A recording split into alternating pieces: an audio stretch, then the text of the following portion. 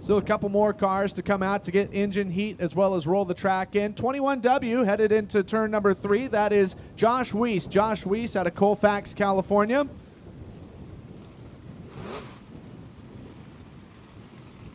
Had his best run of the week last night. Finished 15th at Douglas County Dirt Track. The upcoming racer. And some sort of issue in the shove-off lane. Looks like Steven Snotter in the 12. Snotter finished 3rd here on June 10th.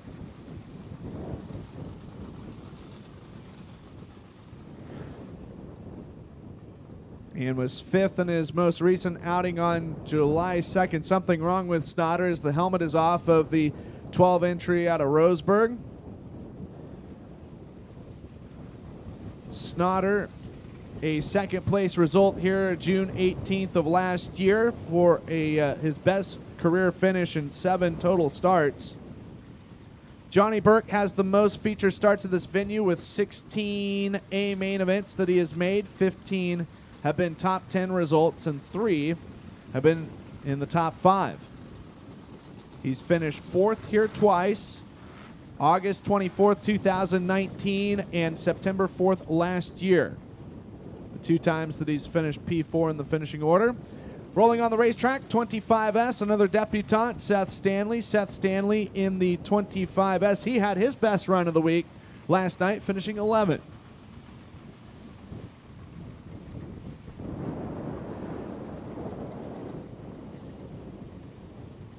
Only 3 drivers out of the field of 22 have ever won here, and it has been in all different things.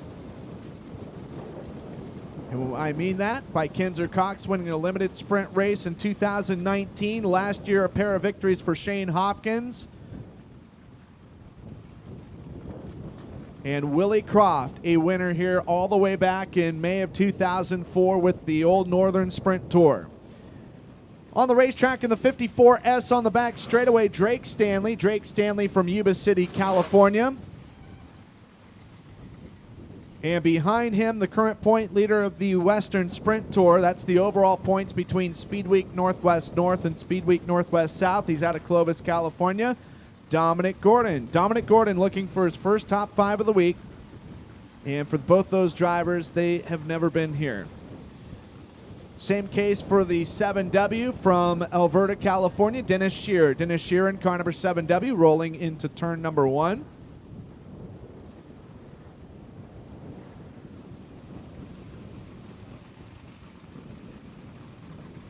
And there's the 29, headed into turn number 1. Winner here on May 29th, 2004. His best of 10 career start, his best finish in 10 career starts. Last time he was here with the NARC 410 Series in 2022, May 26th. He finished 3rd in that main event. Willie Croft out of Colfax, California. An additional car joining us for the first time for the week on the front straightaway, headed into turn number 1. It's the 1F of DJ Freitas. DJ Freitas in car number 1F. Freitas has been here a couple of times. DJ's best result, July 9th, 2016, finished 17th. And DJ Freitas from Sacramento, California, originally though from Kapolei, Hawaii on the island of Oahu. In the 75, the famed Dan and Cindy Minnie owned entry, the car to Fort Jones, California, just across the border. The racer now calling Modesto, California home. He was runner-up here on July 2nd for his most recent trip.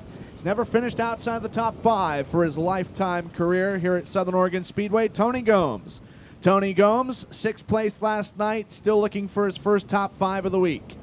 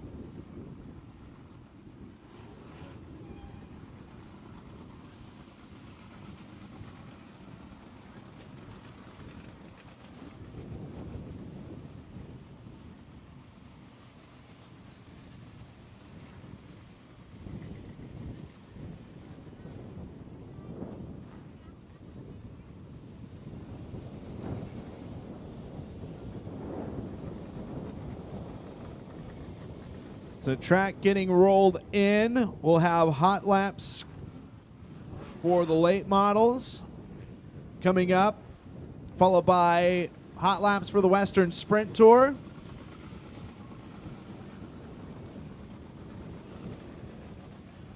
And no points, no money up for grabs for hot laps. Just very important track time before qualification. Single car qualifying once 360 hot laps have concluded.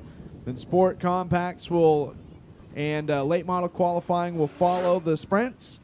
Opening ceremony slated for right around 6:55. Then we'll have heat races, 10 laps in distance for the Western Sprint Tour.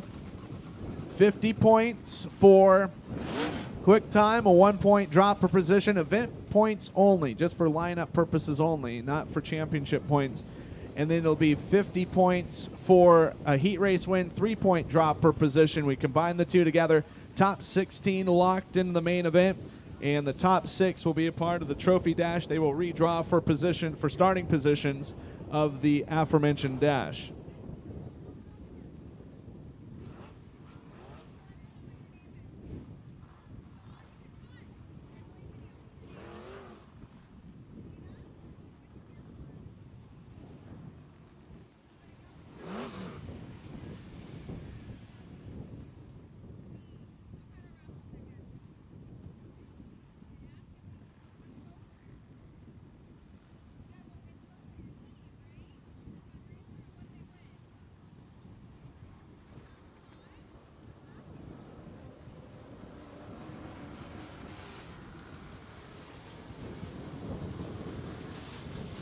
The late models rolling out. They're going to get a shakedown session here, right around 8 of them signing in this evening.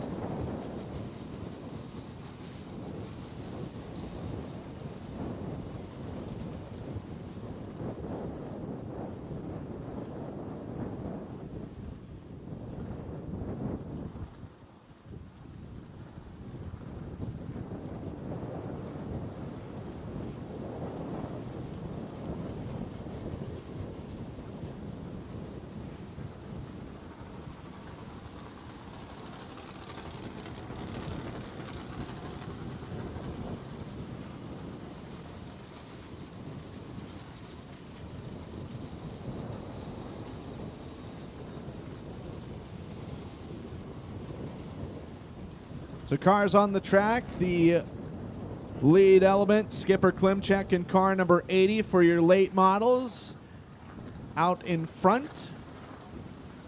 And behind him is going to be car number 8, Chris Saylor. John David Duffier in the 42. While the 5B of Pete Bound Jr. from Medford. Gerald Dubert in car number 27.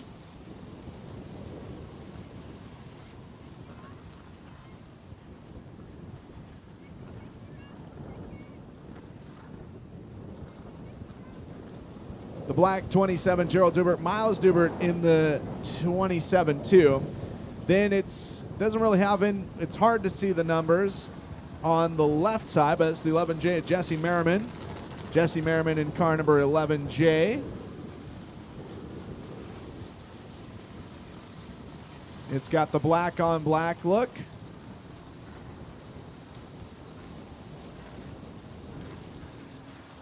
$6K of Dan King on the racetrack too.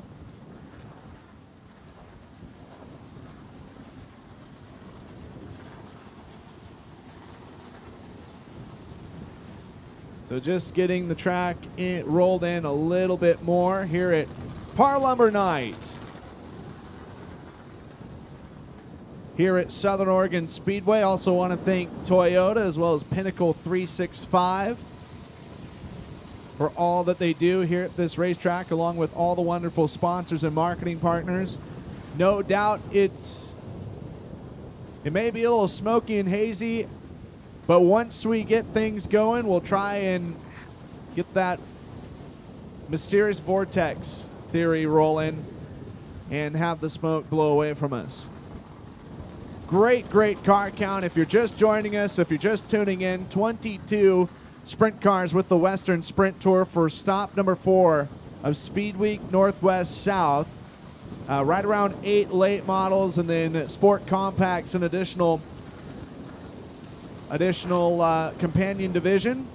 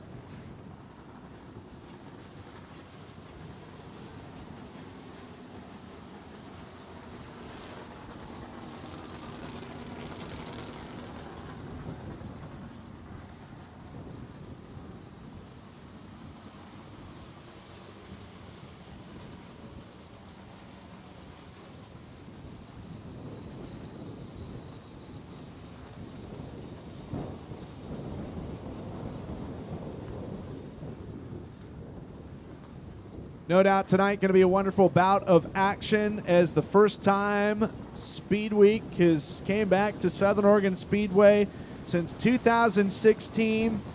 For 19 years, it was a part of Speed Week.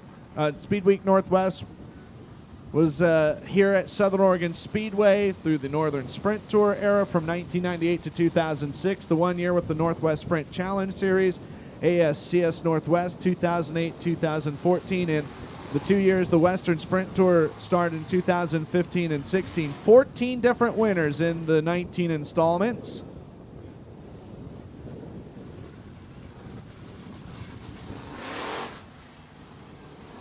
Sounds like hot laps just about ready to get started.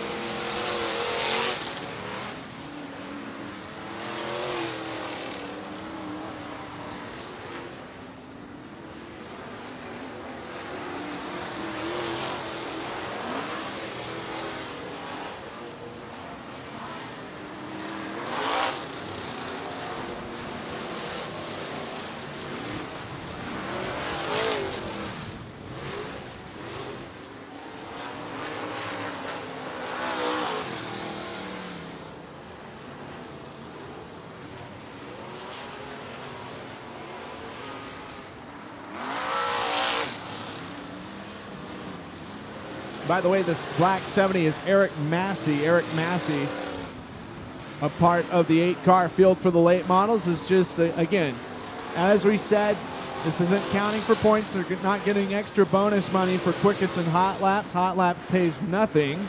It's just the first opportunity for them to get their cars comfortable and make any sort of adjustments that they need to make for the upcoming qualifying session. Late models will time in last.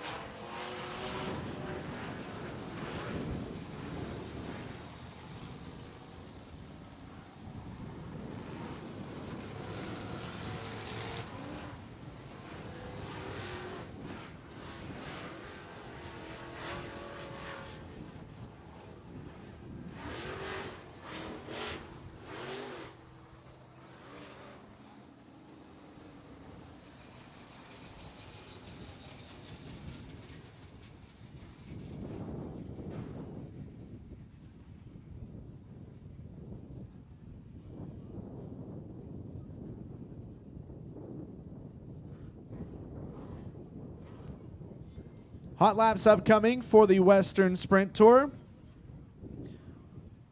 1998, first year that Speed Week Northwest came here. Sean Awilski won that event. Brad Furr winning the first of what would be 5 straight nights in 1999, and still the only driver to win every single round of Speed Week Northwest in a single season. Brent Kading winning in 2000, Steve Kent 2001, Brent Kading for the second time 2002, Roger Crockett 2003, Brent Kading back-to-back in 2004 and 5 for wins 3 and 4. Danny Horner getting his first career Speed Week Northwest win in 2006, Shane Stewart 2007, Jonathan Allard 2008, Jesse Hockett's first career Speed Week Northwest win here 2009. Travis Rylett 2010, Henry Van Dam 2011, Shane Stewart second in 2012, and Roger Crockett second in 2013. Rico Abreu winning in 2014, Colby Copeland 2015, and Trey Starks, the most recent winner, in 2016. And what was interesting about that is that was the last round of Speed Week Northwest, where Southern Oregon Speedway for so many years was the Monday night opener for Speed Week. 2016, it was on a Saturday night here with an incredible battle between Trey Starks and Steven Tyner for the Speed Week Northwest Championship.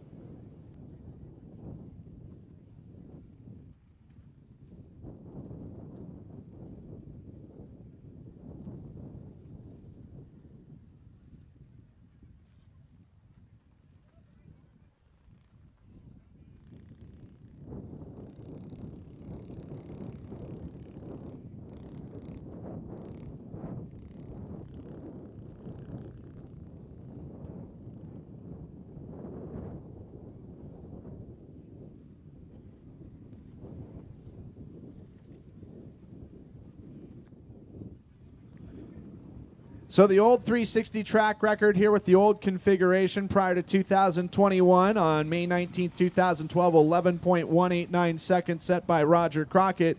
While the recent configuration, I believe we mistakenly said that it was set on July 2nd this year, but actually August 26th of last year, 11.727 seconds. Logan Forler with the quickest time is on the track in the Gary Silva Ranches, Johnson Industries Apparel Company, Fortitude Driver Development, Smith Titanium, Rider Racing Engine powered Maxim, Dominic Gordon in the 10 entry. The North 40 Films, Auto Works, Hollister Auto Parts, number 75, Donut Powered Triple X, Dan and Cindy Minnie the Carners, the team out of Fort Jones, California, the racer out of Modesto, California, Tony Gomes. Headed into turn number 1, the 11S of Steel Pal from Chico, California, Chico Farm and Orchard, Cascade Testing, Stice Motorsports, RCM Design, Tynerhurst Enterprises, home-built engine Maxim chassis, and the 21B of Johnny Burke from Eagle Point, and the Shark-powered Helix, Rogue Hills Excavating, Canopy Country, Hilton's Landscape Supply, CP Racing, Nielsen Construction, Granite Mafia, White Delight Promotions, Southern Oregon Electric 21B. In the 29, that is Willie Croft, 2004 winner here with the Northern Sprint Tour, the Rudine Racing, Americoat Powder Coating, Novelli Auto Body, Atco Driveline and Exhaust, Shark Racing Engine, Eagle. He is out of Colfax, California. And the Quinn Motorsports, number 28, team out of Fresno, California, racer from Pengrove, California, the Our Heroes Dreams, Hoagie's Garage, Advanced Metal Finishing, PitStopUSA.com, Shark Maxim of Chase Johnson. Chase Johnson in car number 28.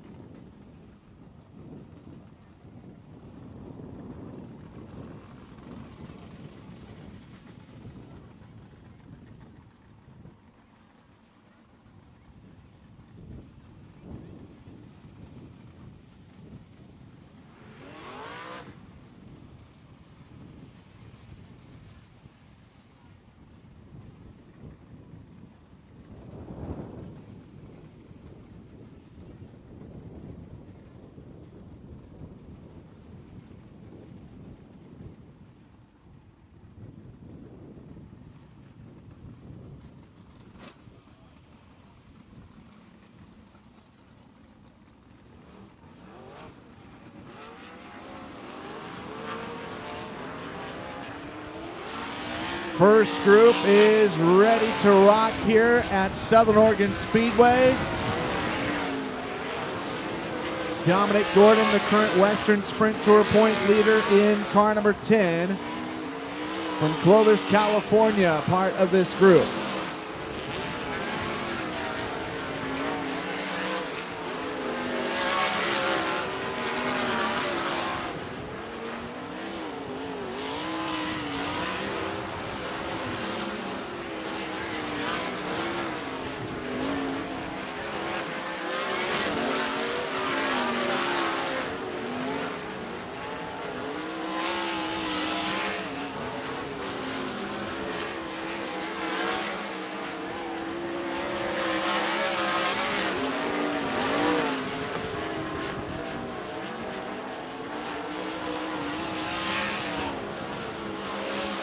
(13:19.2) quickest so far right now, and that is from the 29 of Willie Croft. Willie Croft of Colfax, California.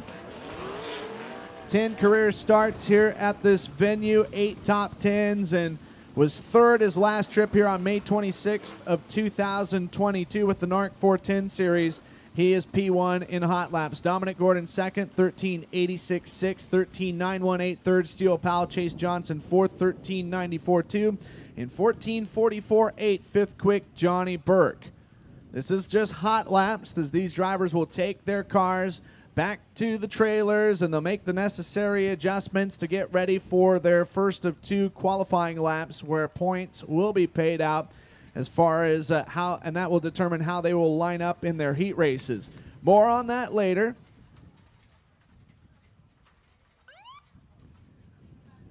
And that was the first of 4 groups for hot laps.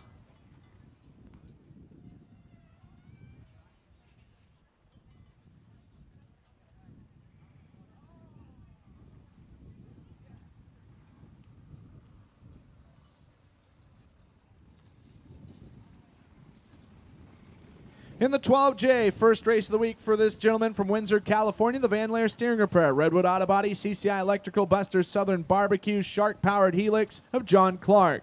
Behind him, the straight 12 from Roseburg, the AP Motorsports, Hearst Precision Parts, 541 Farms, Ignite Outlaw Carts, BC Motorsports Powered Eagle of Steven Snotter. The 21H, he is out of Placerville, California, your defending Cascade Wingless Challenge winner, the High Sierra Industries, Anrac Corporation, C&H Motor Parts, Motherlode Rock and Ready Mix, Don Ott, Powered ART of Shane Hopkins.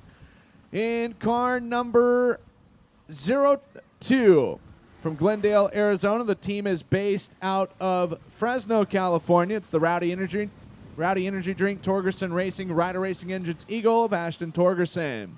Car number 1F, originally from Kapolei, Hawaii, on the island of Oahu, now living in Sacramento, California, the Chuck's Corvette, S&S Automotive, ART Speed Equipment 1F, KPC of DJ Freitas. DJ Freitas in car number 1F. And final car to join, it's going to be the 22C out of Jacksonville. This young lady drives the RTR Diesel Performance, ABC Powder Coating, Earth and Environmental, Rush Race Gear, Ed Boyd Racing, Fisher Racing Engines Powered, KPC of Carly Holmes. Carly Holmes in car number 22C.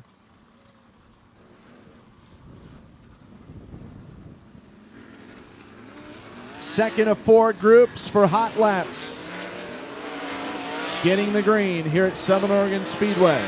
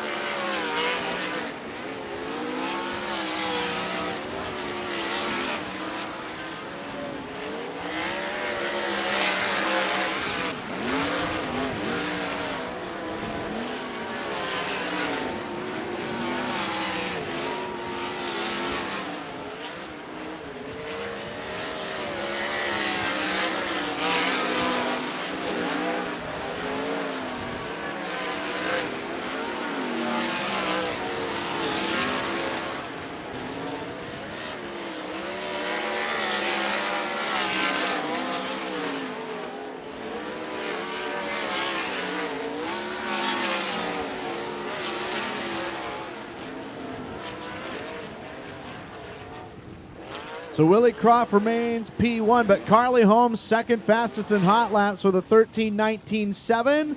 In car 22C, Ashton Torgerson third, 13:23.1. Steven Snotter goes fourth quick, 13:31.7. And John Clark is fifth with a 13:46.3. So, Group 3 for hot laps about ready to make their way to the track.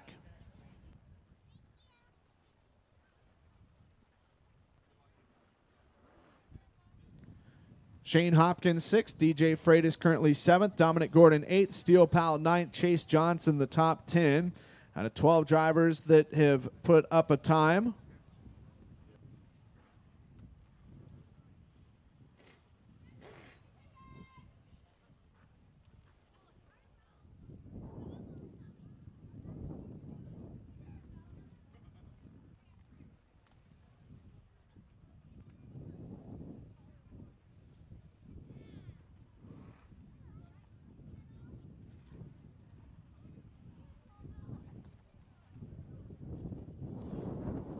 (13.192 seconds), best lap turned in hot laps from Willie Croft. As the first car out for Group 3 will be the 12JS from Gilroy, California. The Transportation Products Unlimited, Soaries Racing, Martin Motorsports, Bennick Enterprises, Shaver, Powered Maxim of Jarrett Soaries. Jarrett Soaries in the 12JS. Behind him, the 1K, one limited sprint win here at this venue on July 20th, 2019. The FM Sheet Metal, Tim Vanderstool Trucking, Bates Construction and Excavation, Full Circle Tree Service, Midnight Motors, Helix, out of Cresswell, Kinzer Cox. Behind him, the 54S and the Yuba City Scrap and Steel, Golden Valley Auto Body, Shark Racing Engines, Triple X, Drake Stanley in the 54S, while the 25S, that is Seth Stanley from Yuba City, California. Salco Better Energy, Stanley Motorsports, Swimming Pool Perfection, Sanchez Powder Coating, Don Ott Eagle combination. Alberta, California's number 7W, Dennis Shear, the Americoat Powder Coating, Sabre Sheet Metal, Weemore Racing Engines, Triple X, Dennis Shear in car 7W. And your third of 4 groups ready to rip here at Southern Oregon Speedway for the first time tonight at full speed.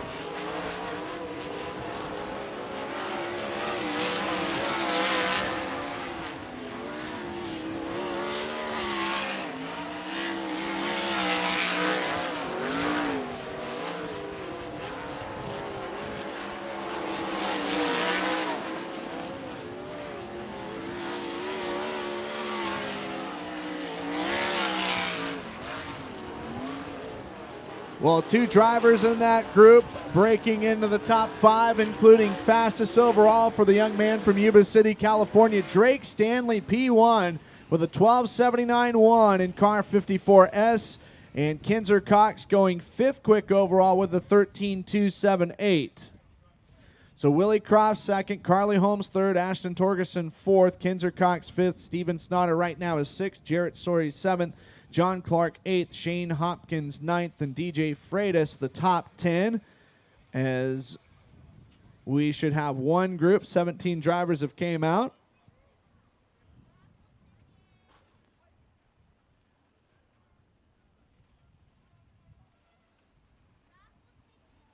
Fourth and final group, and then they will get in a single car qualifying. They will go around full speed for 2 laps, and the best of 2 laps will count as the official time. More on that as we introduce the drivers here in Group 4. The Star Property Management, Air One Racing, Gary Silva Ranches, G&N Construction, Simpson Race Products, 83V, the car out of Elk Grove, California, owned by Dave and Debbie Vertulo.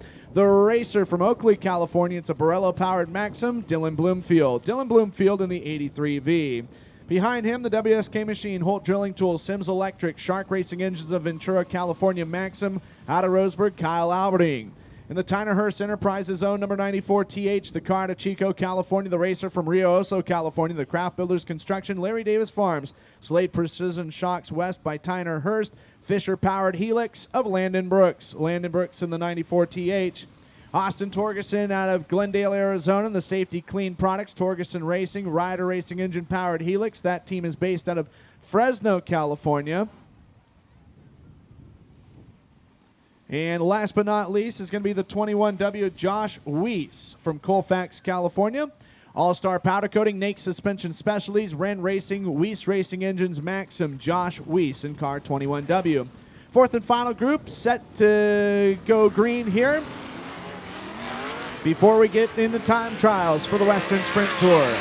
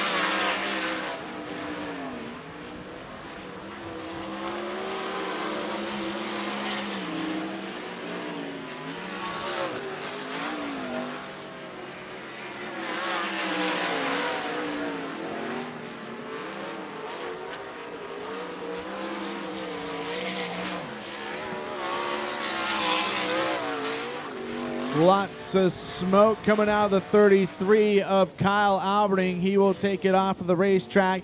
Dylan Bloomfield, fastest overall in hot laps with a 12:39.8. That's the best time ran, and just a little over half a second of the current track record based off of the new configuration.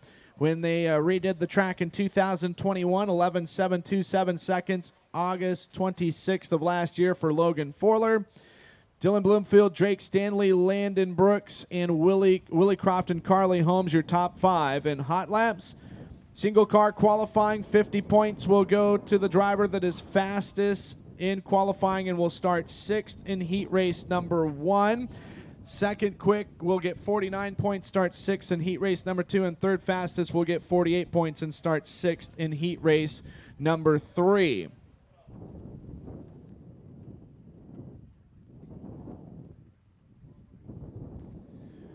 Four, 5, and 6 in qualifying results will start fifth in heats 1 through 3, while 7, 8, and 9 will start in fourth. And 10, 11, and 12 will start third in their heat races. So an invert 6, that is how that works. Then it's 50 points to win a heat race, and it'll be a 3-point breakdown per position. We take the combined points, top 16 in the A main, top 6 to the redraw for the trophy dash, and they will start no worse than 6th in the main. 10 laps, the scheduled distance for heat races, 6 for the trophy dash, and 30 for tonight's feature. 12 laps with the top 4 moving out of the B main. That is, as of right now, scheduled. As your first qualifier should be the North 40 Films, Auto Works, Hollister Auto Parts, Don Ott powered Triple X of Tony Gomes.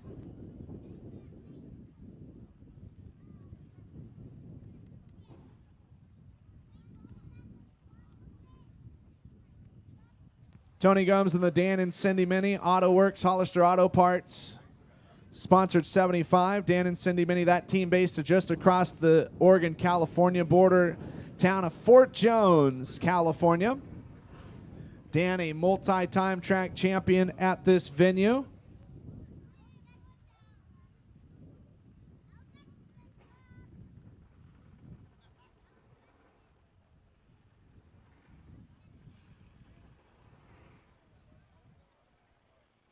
Dan Mini winning 4 titles here, 1996, 1998, 2003, and 2005. The championships produced at this facility.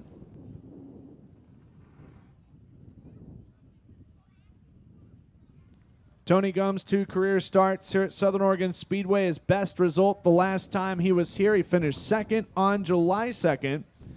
He's never finished outside of the top 5, never outside of the top 10. Gumbs has finished 6th in the main event the last 2 nights.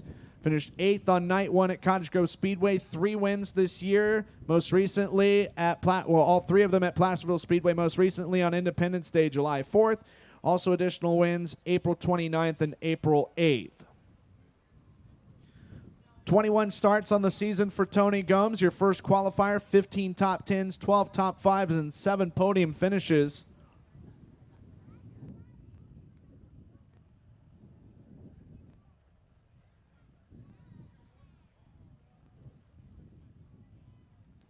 And Gumbs, the winner last year, the Mark Forney Classic at Placerville Speedway. He will be paired up with Dan and Cindy Minnie tonight and tomorrow, and then we'll be in the Cody and Mandy Gainey 7C Saturday for the final leg at Placerville.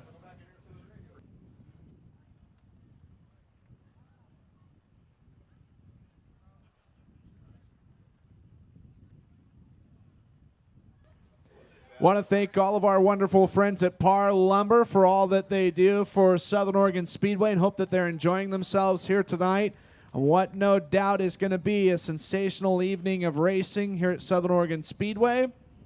The first time that Speed Week Northwest has returned to this racetrack since 2016. The Western Sprint Tour was here right about this time last year for a doubleheader, and Logan Forler winning night number 1 and Tanner Holmes winning night number 2.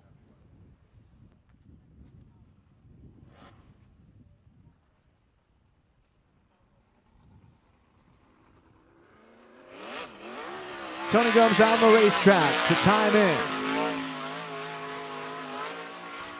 Tony Gumbs currently 4th in Speed Week Northwest South points as his qualifying effort starts now. Tony Gumbs has been here twice, and as we mentioned last time he was here, finished 2nd on July 2nd. In the Dan and Cindy Mini on number 75. First lap is going to be 12:15.4, 1:21.54 seconds. That is already below quickest and hot laps by Dylan Bloomfield.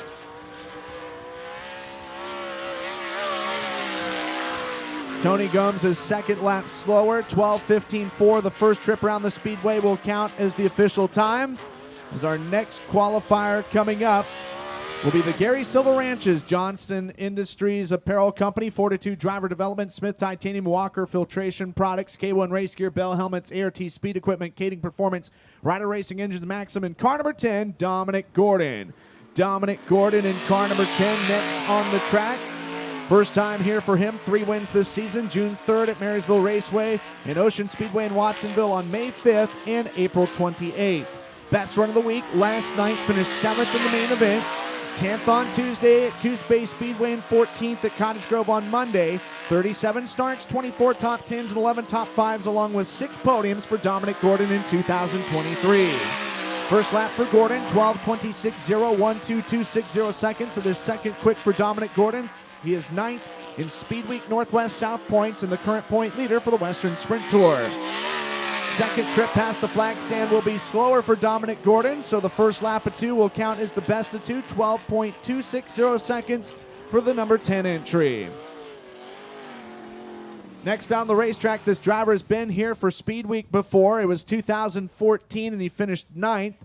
Last time he was here was on June 15th with the NARC 410 Series, finished 13th. It's the Quinn Motorsports, fielded number 28, the car to Fresno, California, the racer from Penn Grove, California, Chase Johnson.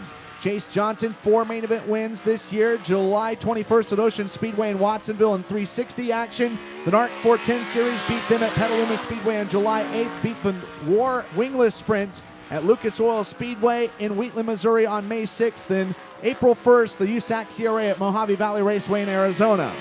First lap for Chase Johnson. Third quick, 12:62.1, 1:2.621 seconds. Chase Johnson's best run of the week last night, finishing 8th. He was 9th on Tuesday at Coos Bay and finished 18th on the opener at Cottage Grove.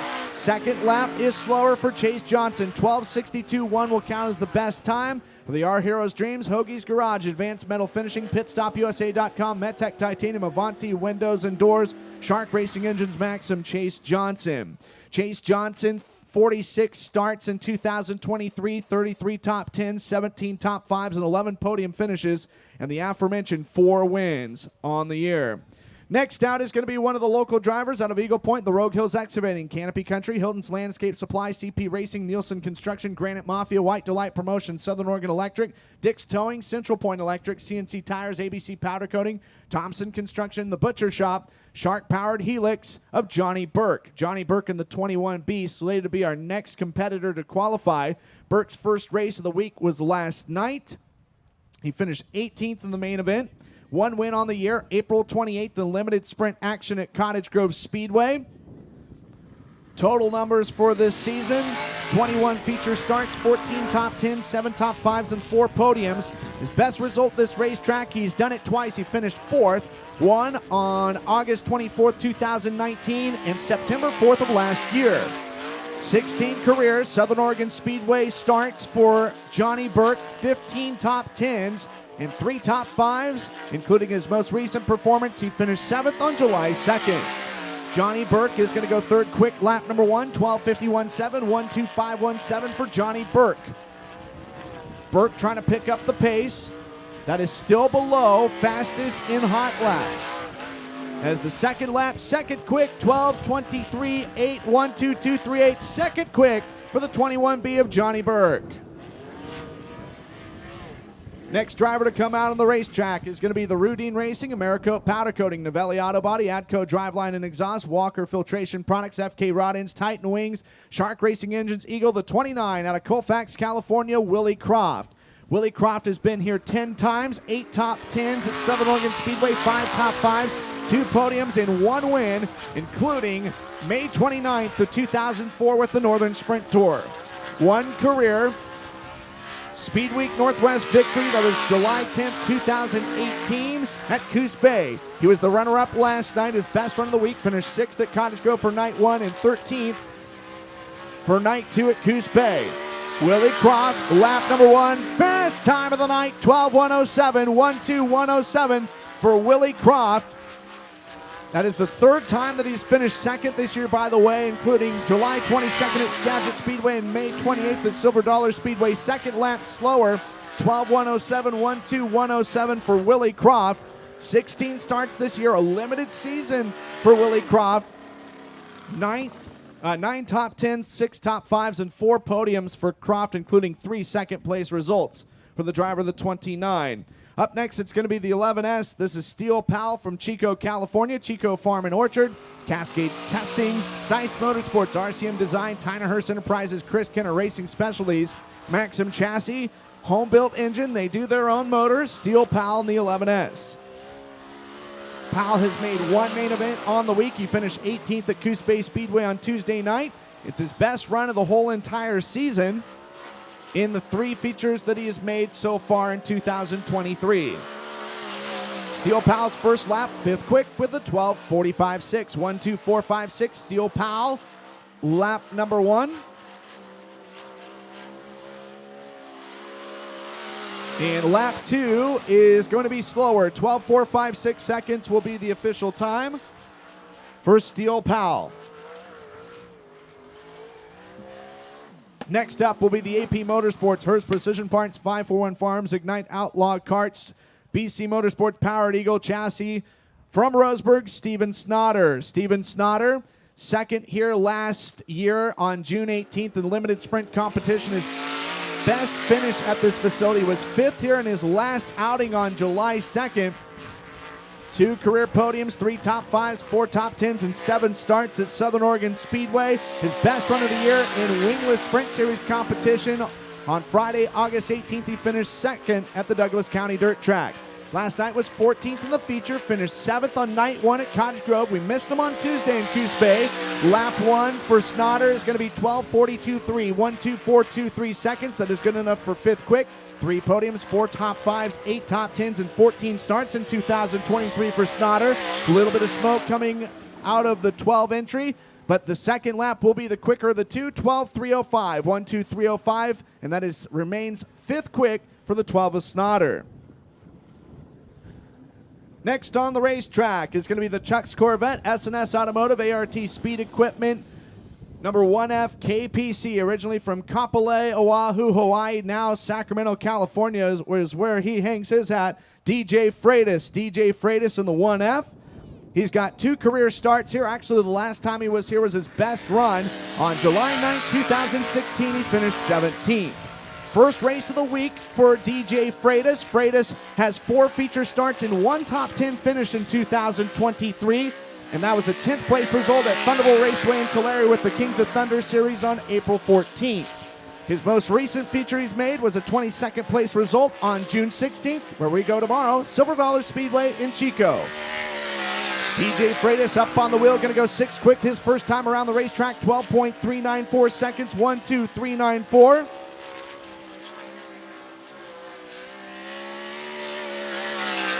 And second lap is going to be slower, so 12.39.4 for DJ Freitas in car number 1F. Willie Croft, Tony Gomes, Johnny Burke, Dominic Gordon, and Steven Snotter. That is your top 5 out of 8 of the 22 that have timed in.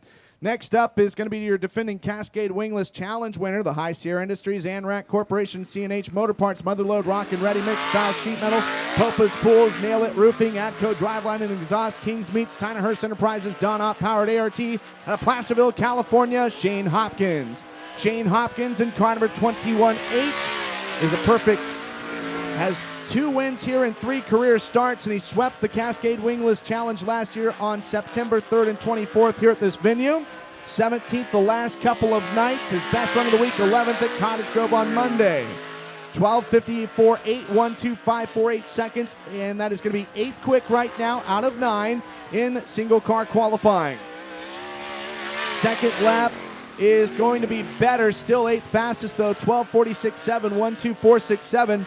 Shane Hopkins 2 wins this year, both at Placerville Speedway non-wing competition on June 24th and May 20th. 3 podiums, 6 top 5s, 12 top 10s, and 26 starts in 2023. Next on the track, it's the young lady out of Jacksonville in the RTR Diesel Performance, ABC Powder Coating, Earthed Environmental, Rush Race Gear, Ed Boyd Racing, Fisher Racing Engine Powered KPC, Carly Holmes. Carly Holmes in the 22C.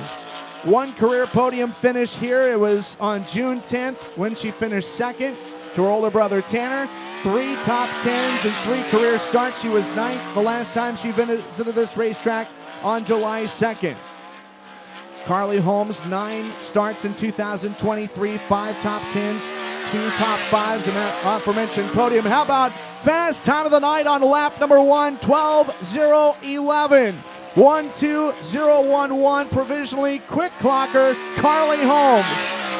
Second lap is going to be slower, and the first time in nearly 2 months in a race car, Carly Holmes goes quick time here at Southern Oregon Speedway.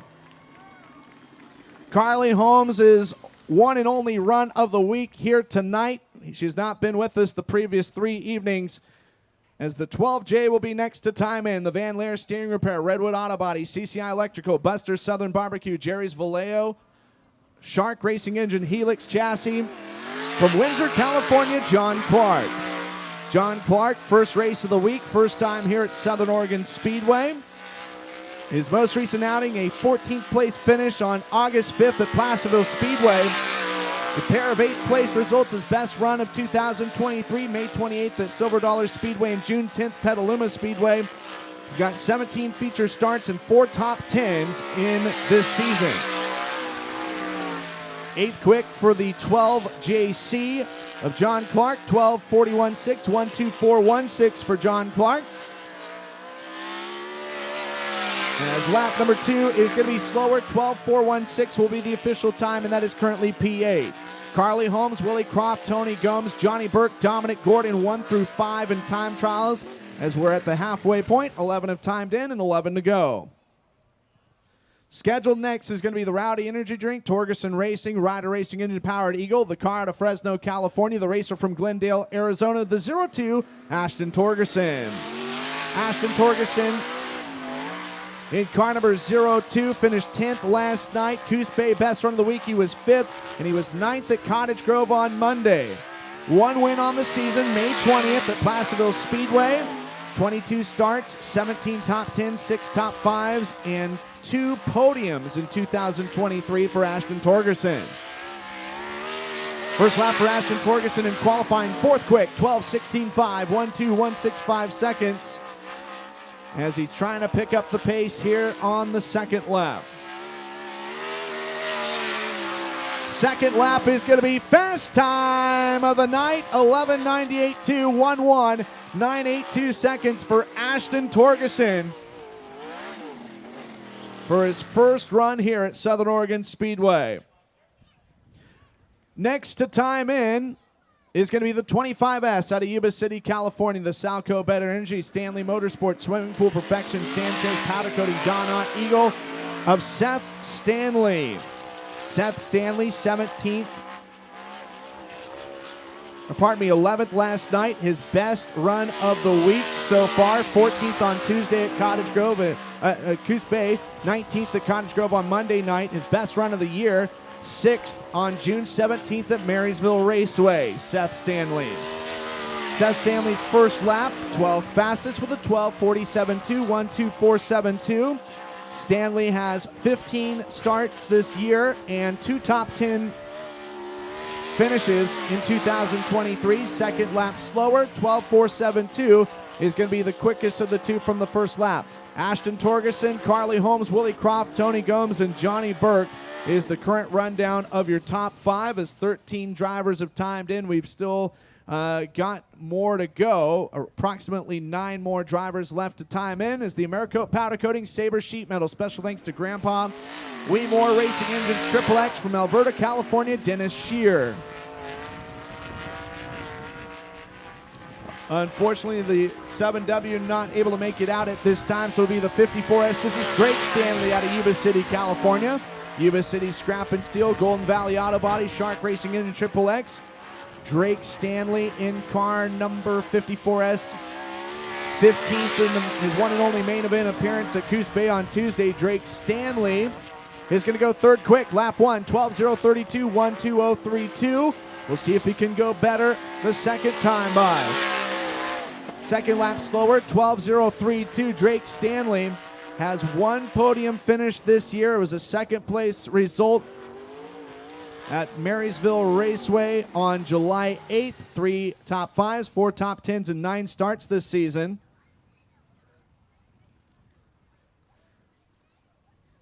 And so the hood is off of the 7W for Dennis Shear, being told by race officials. Jarrett Soares out of Gilroy, California, our next qualifier. Transportation Products Unlimited, Soares Racing, Martin Motorsports, Binnick Enterprises, Walker Filtration Products, King Racing Products, Shaver Powered Max, and Jarrett Soares. Jarrett Soares, 2 wins at Antioch Speedway, August 5th and June 9th. That is a non-wing 360 competition. Best run of the week last night, finished 13th in the feature. Jarrett Soares, 11th quick, 12:44.5, 1:2.445 seconds. Jarrett Soares' numbers this year, 2 wins, 7 podiums, 9 top 5s, 12 top 10s, and 17 starts. As the second lap will not be quicker than the first, so 12:44.5 lap 1 will be the quickest of 2. And that is currently 11th fastest right now for Jarrett Soares. Soares was 19th on Tuesday at Coos Bay and 16th at Cottage Grove Speedway on Monday. And the 1K out of Cresswell coming out next. The FM Sheet Metal, Tim Vanderstoel Trucking, Bates Construction and Excavation, Full Circle Tree Service, South Valley Plumbing, Commercial Air, Bronson Construction, BC Motorsports, Midnight Motors, Helix of Kinzer Cox. Kinzer Cox in car number 1K. 2 main event wins on the year, including August 12th at Willamette Speedway and Wingless Sprint Series competition, and July 2nd, Douglas County Dirt Track and Wing 360 action. First lap for Kinzer Cox, 6 quick, 12:23.7, 1:22.37. Best run of the week last night, finished 5th. He was 7th on Tuesday at Coos Bay and 10th on Monday at Cottage Grove. Second lap is going to be better, 12:171, 1:21.71, and that is still 6 quick for Kinzer Cox. 2 wins, 5 podiums, 12 top 5s, 17 top 10s, and 22 starts this year. While he does have a victory here on July 20th of 2019 in limited sprint action, last time Kinzer was at Cottage Grove, Southern Oregon Speedway, finished third on July 2nd. He's never finished outside the top 10 with 6 starts, 6 top 10s, 5 top 5s, and 3 podiums. Next driver out of Colfax, California, Josh Weiss. Josh Weiss in car number 21W. Weiss driving the All-Star powder coating Nake Suspension Specialties, Ren Racing, Weiss Racing Engines, Maxim, Josh Weiss.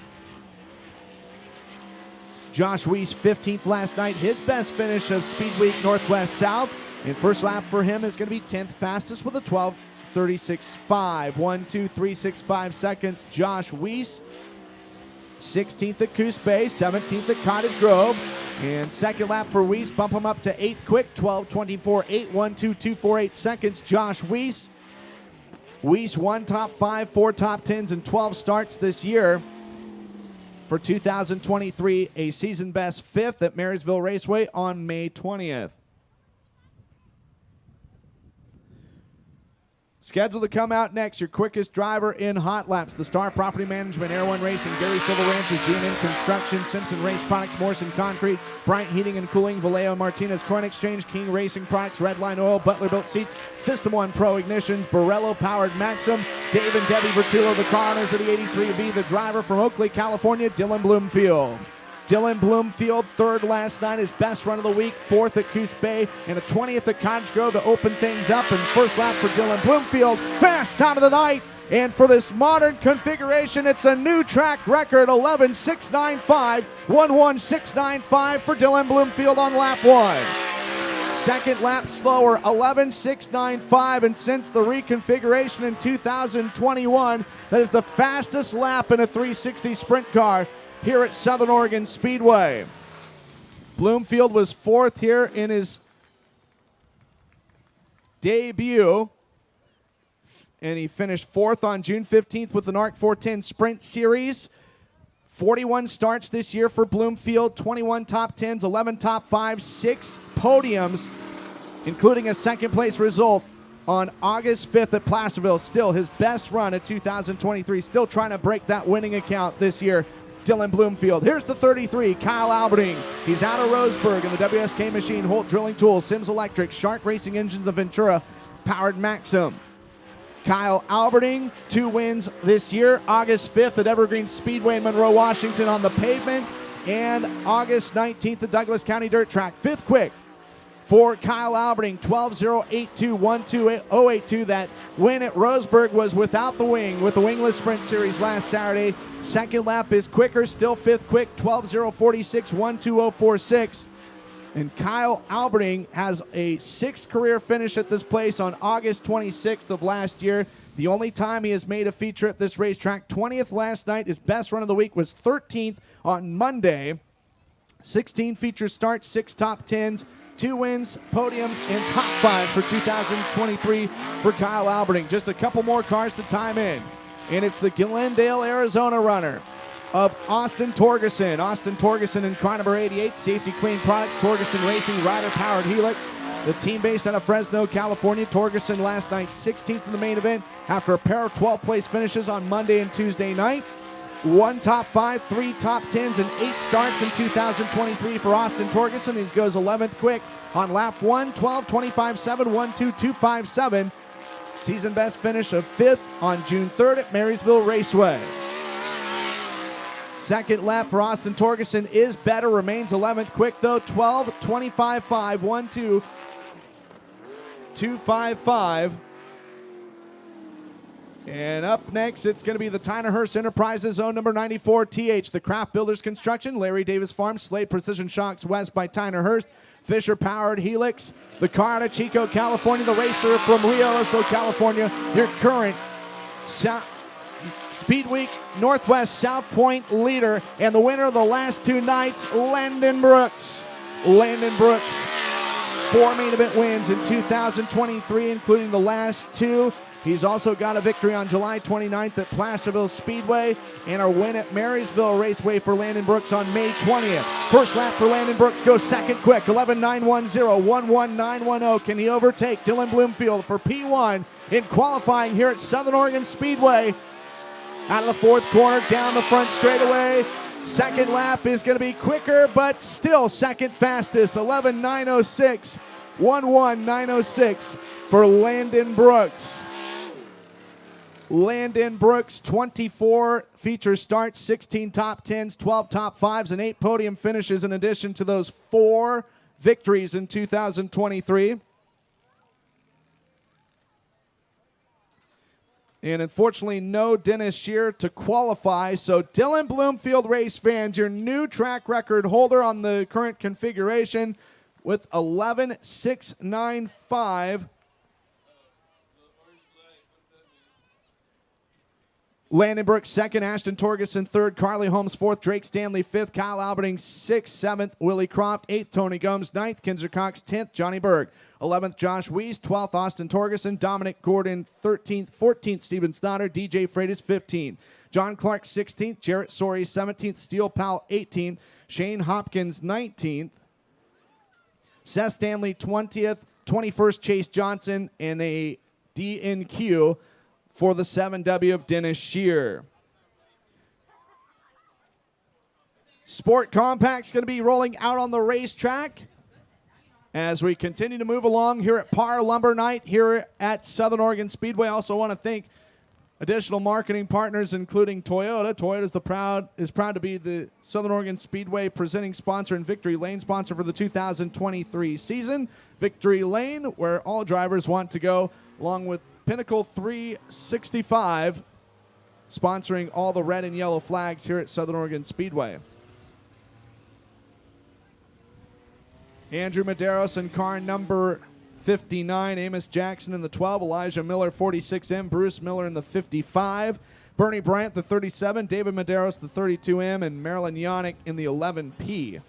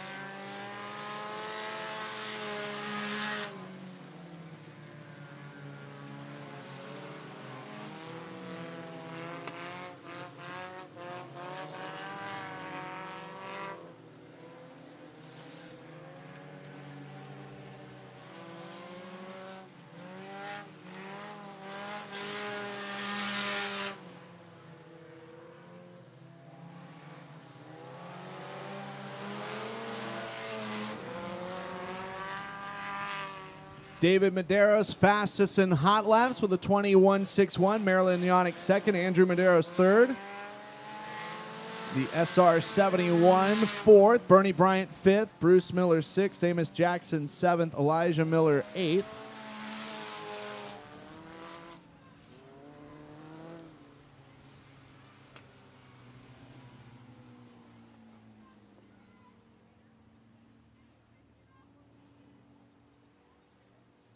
And if you want to get into some Sport Compact action, $3,000 race ready, turnkey, ready to go. On the corner. Might want to check it out. And if you make that purchase quick enough, we could probably get you into tonight's race.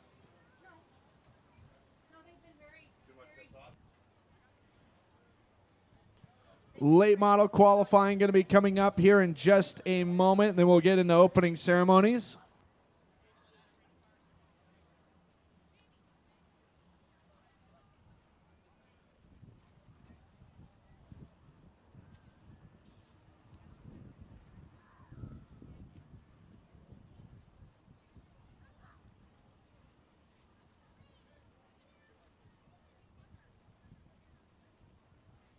And just got a brief update. $500 raised so far, 50-50 raffle tickets, courtesy of Superior Aquatics. They've got folks in the red shirts making their way through the entire complex, as well as a nice table set up right near the scorer's tower at the base of it.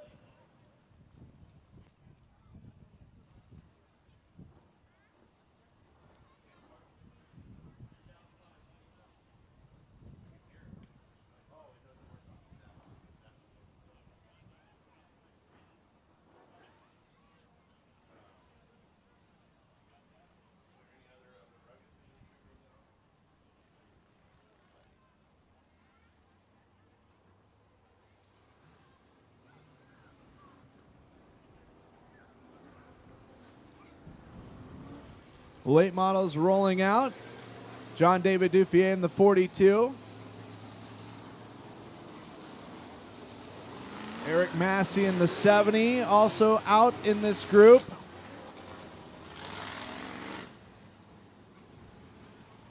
Chris Salier in car number 827. That's Gerald Dubert. Gerald Dubert in the black 27. Skipper Klimchek in car number 80. It's like our first of two groups for qualifying for late models. Group qualifying about to get underway.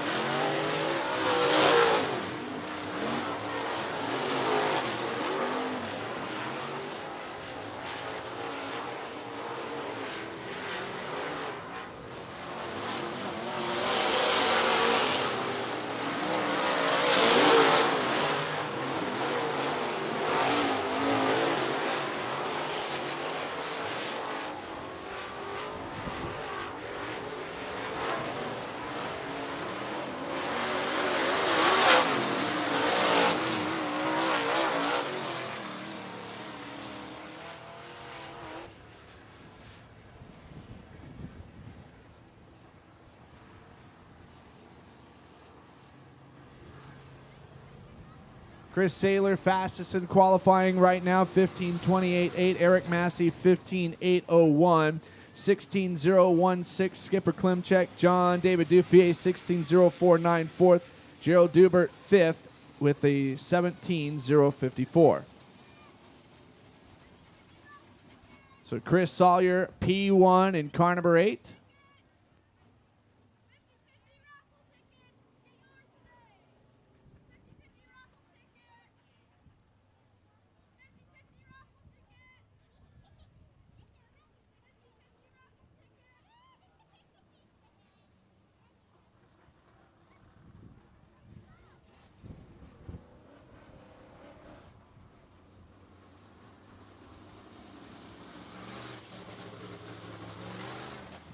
We got a Jeep, looks like a gray Jeep, license plate 396 HQV, 396 HQV. Your lights are on. You're in the main parking lot.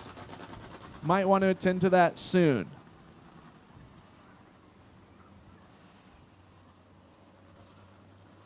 Miles Dubert in the 272, while the 6K, Dan King. The 11J, the all-black 11J, Jesse Merriman. And car number 5B, Pete Bound Jr.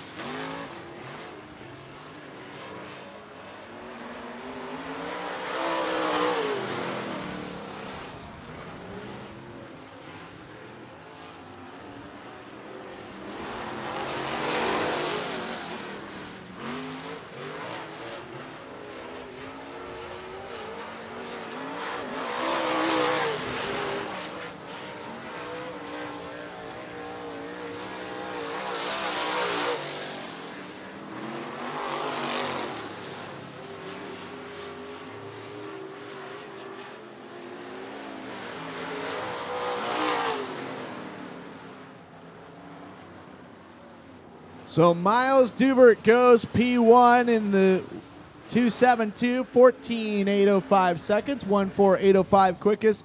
Chris Sawyer, 15.28.8 second. Jesse Merriman, third, 15.449. Eric Massey, fourth. Skipper Klimchek is fifth. John David Duffier, sixth. Dan King, seventh. Gerald Dubert, eighth. And Pete Bound, ninth. Pete Bound Jr., ninth. Want to thank all of you attending this evening. Par Lumber Night at the races. Hope all of our friends at Par Lumber are having a wonderful time. Oh, they're right next to us, yeah. Having a wonderful time here at Southern Oregon Speedway. First time that Speed Week Northwest has been back since 2016. 22 sprint cars signed in representing the states of Oregon, California, and Arizona. Really, really great to see Speed Week back here. Typically it'd be on a Monday night, but hey, Thursday night we'll take it. Tomorrow the series continues to Silver Dollar Speedway in Chico, California. First ever Speed Week race for there, as well as Saturday night when it all comes to a head at Placerville Speedway. Opening ceremonies coming up here in just a little bit. Also want to send a shout out to Pinnacle 365 and Toyota, as well as Bi-Mart, for all the wonderful things that they've been doing here at Southern Oregon Speedway.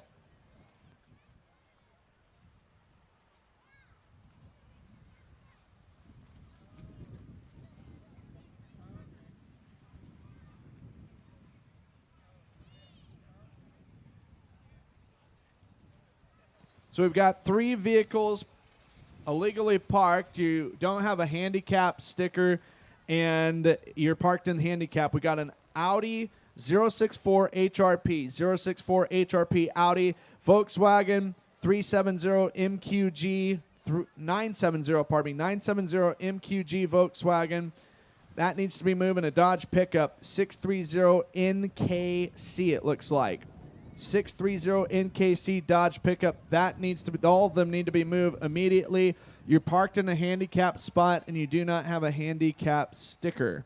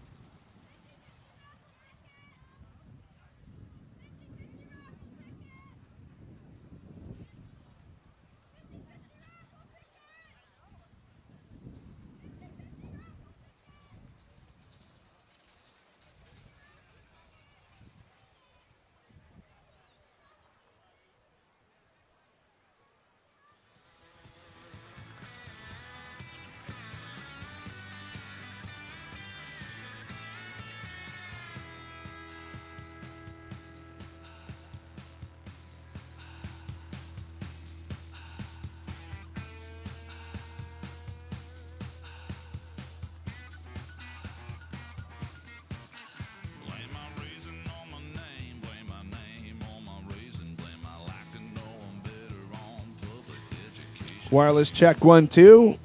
Wireless 1 2 3.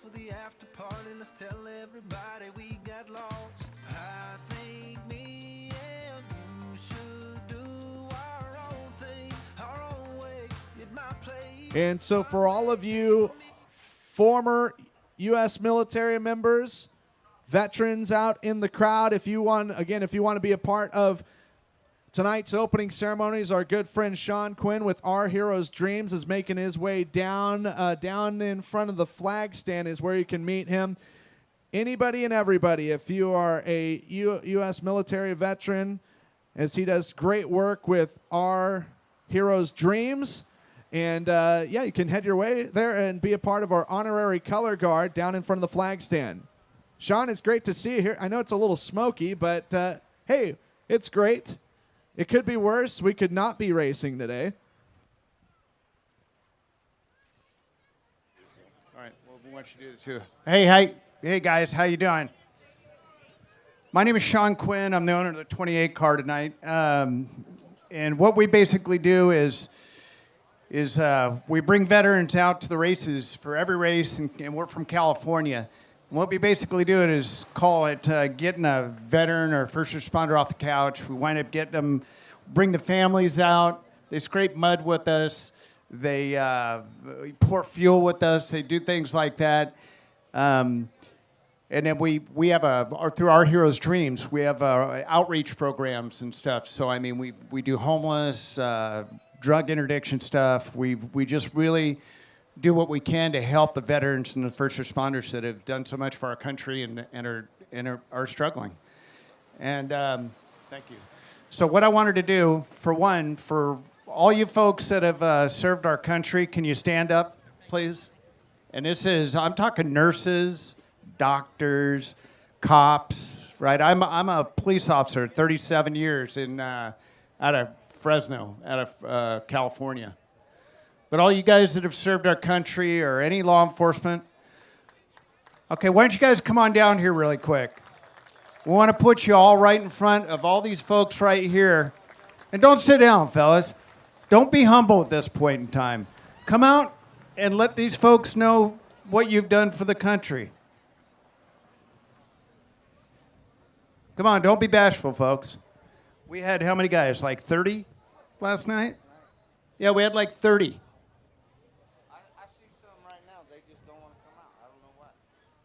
Hey, while you guys are sitting there, yeah, just, we want to have you hold the flag with us and to celebrate your service for what we get to do here. And that's the one thing, in the environment that we live in these days, the guys that have done this, that have put their lives on the line, as soon as they sign that blank check by putting on that uniform, they're the guys that are why we get to do this at the racing. I'll give you guys one more chance. Any cops, any first responders, any veterans, active now, retired or anything like that, if you'd like to come down. All right, I'm going to have you hold a flag for us tonight. See Ross, get the video. Well, I'll tell you right now, thank you for your service, every one of you, and all the family members that you all serve as well. And we all know that. And we have a great country because of what these folks have done for us in the past. And back up to you. Thanks a lot, Sean. If we could all please stand and rise to attention. How about a big round of applause to the Southern Oregon Motorsports Group as well as Heather Boyce and the Western Sprint Tour for continuing to put on races and keeping these places open. Also, our on-site push and safety crew and on-site medics making sure that all these drivers, crew members, and you race fans are safe at all times. And last but not least, a big round of applause to all of our brave men and women serving in uniform in all branches of the military across the globe, as well as domestically with wildfire fighters, police and fire department members, first responders protecting these sacred shores.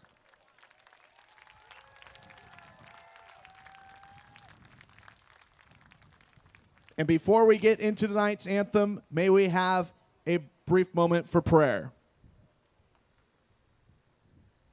Almighty God, thank you for this another opportunity with the weather that we've had all week. Although it's smoky, we thank you that it's safe enough for us to race. And we lift up the lives of the wildfire fighters in the surrounding areas. May you protect them and put a shield of protection so that they can go home safely each and every night as they try and battle the blazes. May you also protect our U.S. military. May they all be able to come safely home as well and protect their families. And for everyone here, whether you're a participant or just a spectator, may a hedge of protection be placed upon us. May we all go home safely, wherever that is tonight. Maybe it's a hotel, maybe it's the toter home, or maybe it's our own houses. May we arrive here safely and peacefully sleep in our beds as we did last night. We thank you for your continued forgiveness and our trespasses against your holy name, and we bless you. In Jesus' name, amen. The playing of the Star Spangled Banner.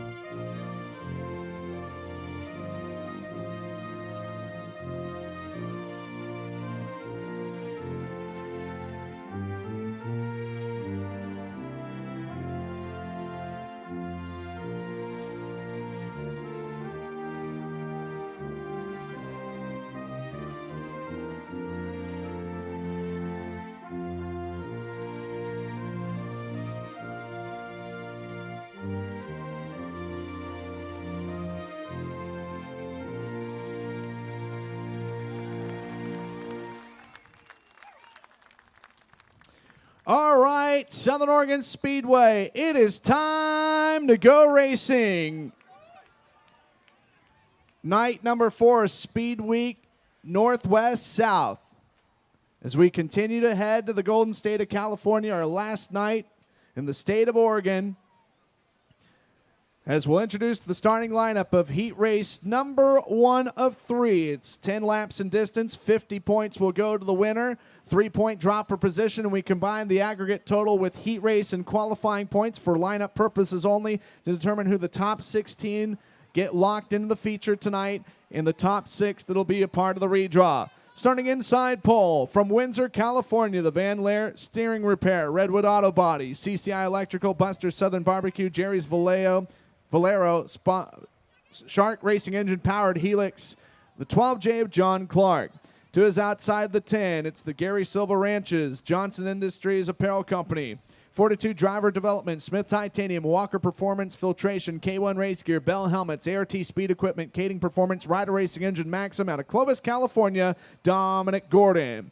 Lining up in third, the 21B, the Rogue Hills Excavating, Canopy Country, Hilton's Landscape Supplies, CP Racing, Nielsen Construction, Granite Mafia, White Delight Promotion, Southern Oregon Electric, Dick's Towing, Central Point Electric, CNC Tires, ABC Powder Coating, Thompson Construction, The Butcher Shop, Shark Racing Engine, Helix Combination out of Eagle Point, Johnny Burke.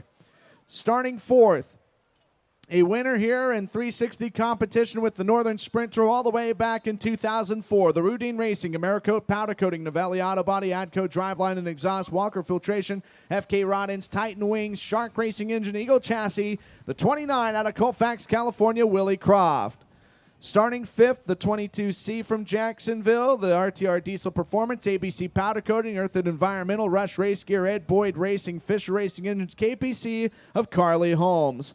Starting sixth, your quick clocker and new track record holder here on the current configuration, The Star Property Management, Air One Racing, Gary Silva Ranches, GNN Construction, Simpson Race Products, Morrison Concrete, Bryant Heating and Cooling, Vallejo and Martinez Coin Exchange, King Racing Products, Redline Oil, Butler Built Seats, System 1 Pro Ignitions, Barella Powered Maxim, Dave and Debbie Vertulo, the car owners from Elk Grove, California, the racer from Oakley, California, Dylan Bloomfield.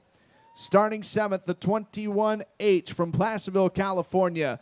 Twice a winner here in non-wing competition, and the defending Cascade Wingless Challenge winner, the High Sierra Industries, Anrac Corporation, CNH Motor Parts, Motherload Rock and Ready Mix, Faust Sheet Metal, Popa's Pools, Nail It Roofing, Adco, Driveline and Exhaust, Kings Meats, Tyner Hurst Enterprises, Don Ott Powered ART of Placerville, California, Shane Hopkins. Scheduled to start in 8th. He did not time in. He's from Alberta, California. The Americo Powder Coating, Sabre Sheet Metal, We More Engines, Triple X. Special thanks to Grandpa. That's the 7W of Dennis Shear. Dennis Shear will start in position number 8. Heat race number 1 of 3, 10 laps in distance, is next.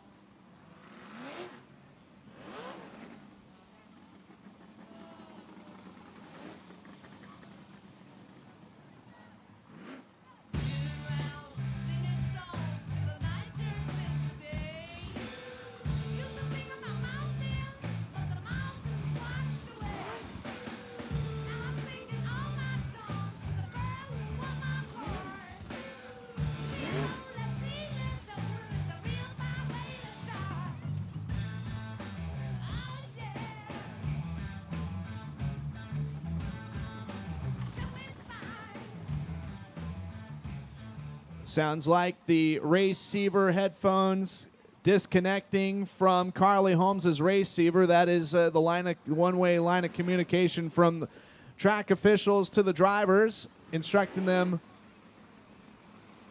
where to line up or where they go. And so since that was a safety device, she will get her original 5th place starting position back. And for those of you viewers on the pay-per-view are wondering, wow, it's looking really foggy.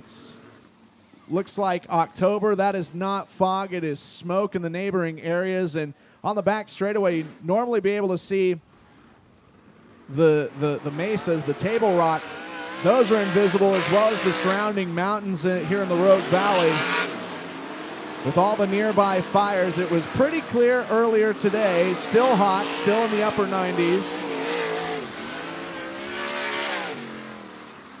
Definitely not the case. And again, we are definitely thinking about all the wildfire fighters that are battling so hard the blazes around the country. As John Clark looking to make his first Southern Oregon Speedway start. He's on the inside. And Dominic Gordon, his first time ever here as well, looking for his 4th win in 2023. It'd be his first career Speed Week Northwest victory. The only driver in this particular heat race with one was July 10th, 2018 at Coos Bay Speedway when Willie Croft did it. Out of turn number 4, it's an all-California front row as night number 4 of Speed Week Northwest is underway here at Southern Oregon Speedway. Dominic Gordon in the 10 from Clovis, California will get the early pounce over John Clark, and Dominic Gordon will lead the opening lap. John Clark is second, Willie Croft third, fourth is Dylan Bloomfield. He's on a 6-4 run right now. Johnny Burke is fifth, 6 belongs to Shane Hopkins, 7th Carly Holmes. 2 in the books and 8 to go. As Dominic Gordon extends the lead to 1.278 seconds. May have a battle here for 6 between the 22C of Carly Holmes and the 21H of Shane Hopkins. Hopkins holds on to that position in the black and green 21H. Got the 21B right in front of him as Dylan Bloomfield putting some pressure on Willie Croft. Last time Croft was here was May 2022 with the NARC 410 Series, and he finished third in the main event. Willie Croft trying to hold on to P3 as Dylan Bloomfield continues to pursue him. Croft trying to do his best to catch up with the 12J of John Clark. Past the halfway mark, this time by 6 laps complete and 4 to go. Dominic Gordon, John Clark, Willie Croft. Croft trying to size up the 12J of John Clark for second. Dylan Bloomfield is fourth. 5th, Johnny Burke. 6th, Shane Hopkins. And 7th, Carly Holmes. As Dominic Gordon on rails here. Looking to earn his first win. Dominic Gordon is since June 3rd at Marysville Raceway. We got a 3-car cluster for second and a 3-car cluster for 5th. As we're expecting the white flag to come out here shortly for heat race number 1 of 3. One more trip around the park for Dominic Gordon. Dominic Gordon putting the finishing touches on as we may have a pass for 5th. Shane Hopkins trying to overtake Johnny Burke. Dominic Gordon will win heat race number 1 of 3. John Clark will hold on for 2nd. Willie Croft third. 4th, Dylan Bloomfield. 5th, Johnny Burke. 6th, Shane Hopkins. 7th, Carly Holmes. And a DNS for Dennis Shear. Well, first time here for this young man. How about it? Make some noise for Dominic Gordon out of Clovis, California. In car number 10, your winner of heat race number 1 of 3. Legendary crew chief Richard Brown spinning the wrenches for the number 10 machine. As heat race number 2 is set to line up, it's going to be the 12JS out of Gilroy, California. The Transportation Products Unlimited, Soaries Racing, Martin Motorsports, Bennick Enterprises, Walker Filtration Products, King Racing Products, Shaver Powered Maxim, the 12JS of Jarrett Soaries. Outside of him, it's going to be the straight 12 from Roseburg, the AP Motorsports, Hearst Precision Parts, 541 Farms, Ignite Outlaw Carts, BC Motorsports Powered Eagle of Steven Snotter. Lining up third, the 21W from Colfax, California. All-Star Powder Coating, Nate Suspension Specialties, Wren Racing, Weiss Racing Engine Powered Maxim of Josh Weiss. Josh Weiss starting in third, while the Dan and Cindy Mini own number 75. The car out of Fort Jones, California. The driver originally out of Hollister, California, but now calls Modesto home in the North 40 Films. Auto Works, Hollister Auto Parts, Don Ott Powered Triple X, Tony Gomes. Starting 5th from Yuba City, California, the 54S. The Yuba City Scrap and Steel, Golden Valley Auto Body, Shark Racing Engines Triple X of Drake Stanley. And lining up P6, the winner of the last 2 nights and the current Speed Week Northwest South Point leader. He drives the Tyner Hearst Enterprises 94 TH, the car out of Chico, California, the racer from Rio Oso, California. In the Craft Builders Construction, Larry Davis Farm, Slade Precision Shocks West by Tyner Hurst, Fisher Racing Engines, Helix of Landon Brooks. 7th and final starter from Yuba City, California, the Salco Better Energy, Stanley Motorsports, Swimming Pool Perfections, Sanchez Powder Coating, Donut Eagle of Seth Stanley. 25S of Seth Stanley will start in position number 7.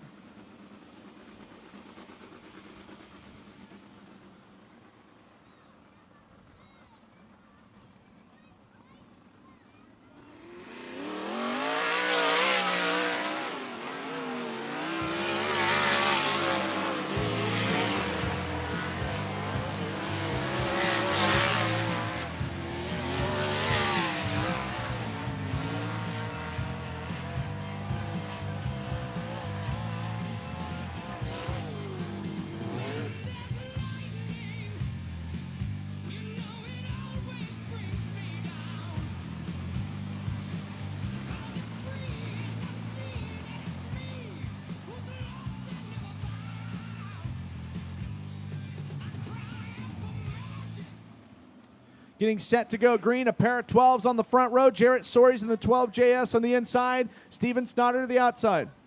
Soares, two-time winner in non-wing competition at Antioch Speedway in California's East Bay area, while a second-place finish last Friday for Steven Snotter. His best result of 2023 at the Douglas County Dirt Track and Wingless Sprint Series action. Green is out. Here we go. It's going to be Steven Snotter leading early. Tony Gomes with the move on the inside. It's a 4-2 run for Gomes in the Damon Swimming Mini number 75 as he currently holds on the runner-up position. 3 wide stair-step formation for third as Jarrett Soares has the advantage only for Landon Brooks to go from 6th to 3rd in a matter of a couple laps. Your race leader, Steven Snotter. Tony Gomes second. Landon Brooks third. Fourth, Jarrett Soares. Josh Weiss is fifth. 6th, count it to Drake Stanley. And 7th, Seth Stanley. Fantastic run here for Steven Snotter in the 12 entry from Roseburg.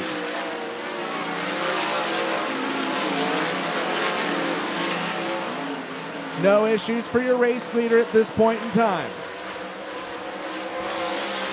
Tony Gomes still second as Landon Brooks trying to give chase for P2.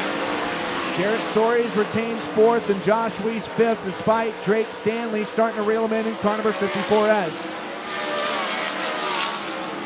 Past the halfway mark, 6 laps complete and 4 to go. This one all Steven Snotter.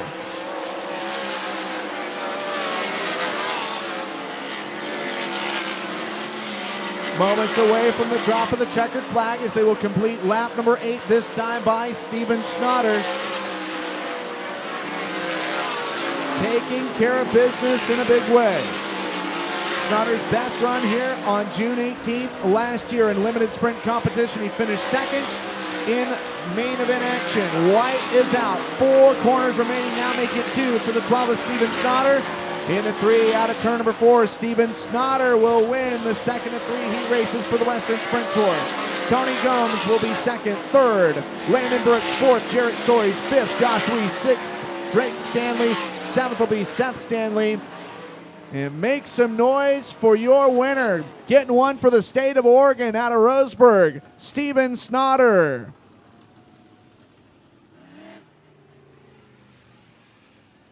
Heat race number 3 of 3 is coming up, and the driver from Chico, California, the Chico Farm and Orchard, Cascade Testing, Stice Motorsports, RCM Design, Tyner Hurst Enterprises, Chris Kenner Racing Specialties, Maxim, running a home-built engine, Steel Powell.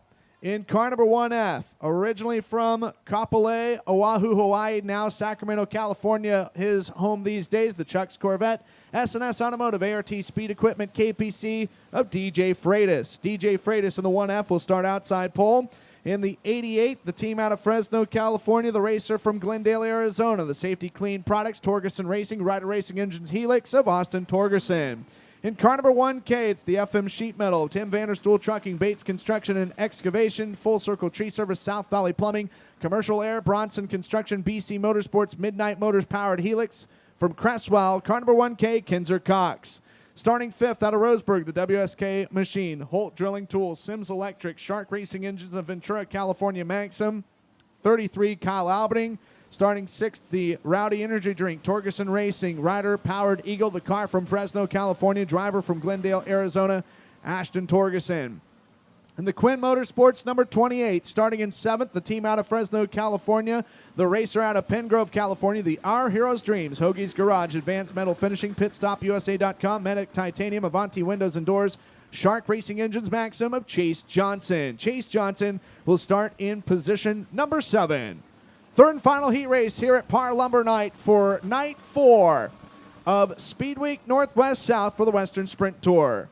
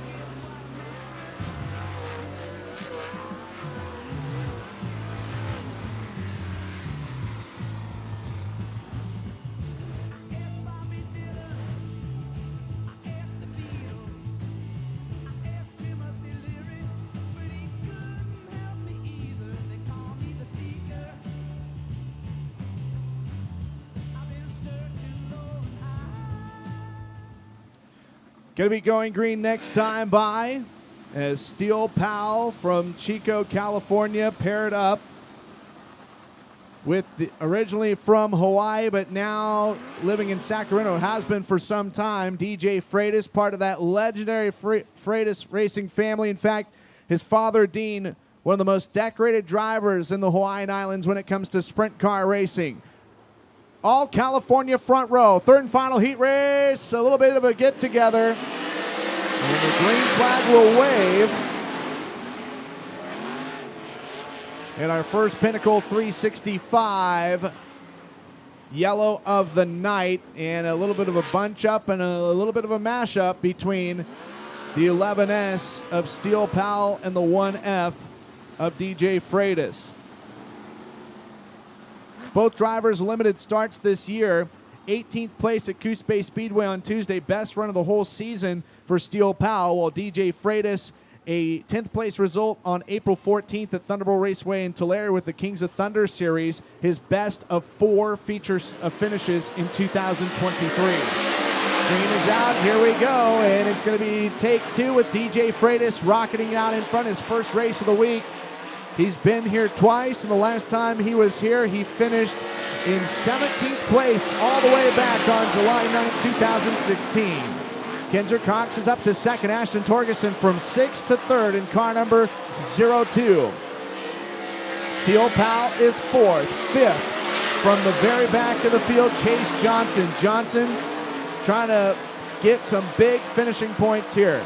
6th is Kyle Albany. 7th, Austin Torgerson.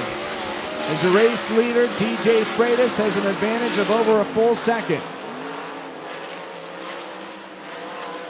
DJ Freitas leading in the 1F, the 1K Kinzer Cox second, and the 02 of Ashton Torgerson, your current top 3.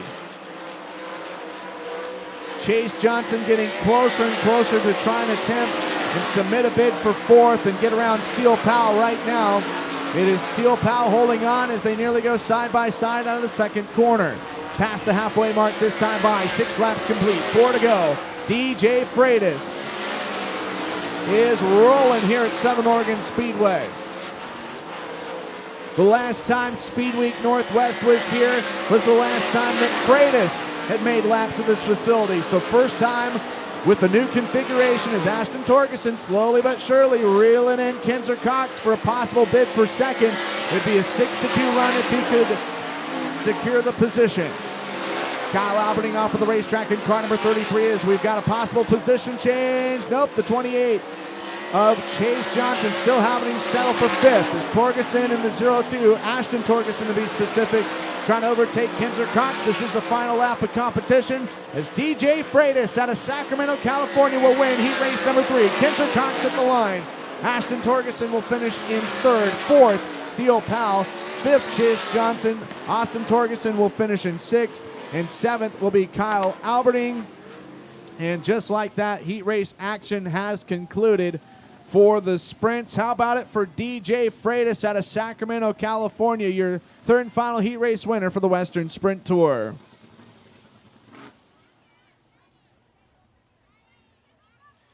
Two more heat races left in the program. Correction, two more classes left in the program. We've got 2 of each for our companion divisions, and they are going to be 8 laps in distance for all of them. Sport Compacts will be rolling out next. Amos Jackson from Trail will be paired up with Brianna Fisher from Central Point in the 41. Bruce Miller, 55, from Eugene starts third. Bernie Bryant, fourth from Sutherland in car 37. So 4 cars, 8 laps, heat race number 1 of 2 for the Sport Compacts here at Par Lumber Night at the races. Big shout out to Par Lumber for all that they contribute and do here at Southern Oregon Speedway, along with all the other wonderful marketing partners and sponsors at this facility. So heat races, then we'll have a redraw on the front stretch for our top 6 in overall points for the Western Sprint Tour. They will run that race. It'll be a 6-lap affair.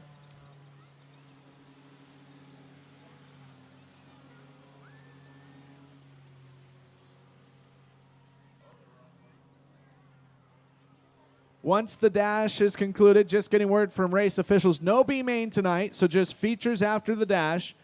20 laps for the Sport Compact feature, 25 for the late models, and 30 for the Western Sprint Tour 360s.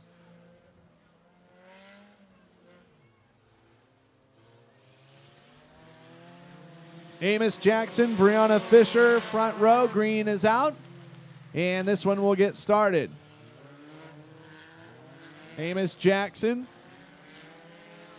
early leader, but has some company coming along. Brianna Fisher in the 41, trying to make something happen. It'll be Fisher, your race leader of the opening lap. Bernie Bryant is second in the 37. Amos Jackson third, and Bruce Miller fourth. Miller trying to make something happen for P3. Miller on the top side.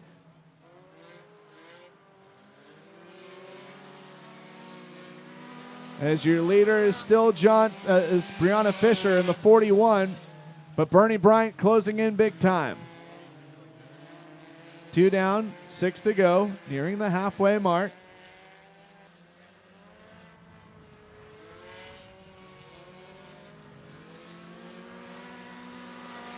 Brianna Fisher leading, Bernie Bryant second, third is Bruce Miller as fourth. Amos Jackson in car number 12.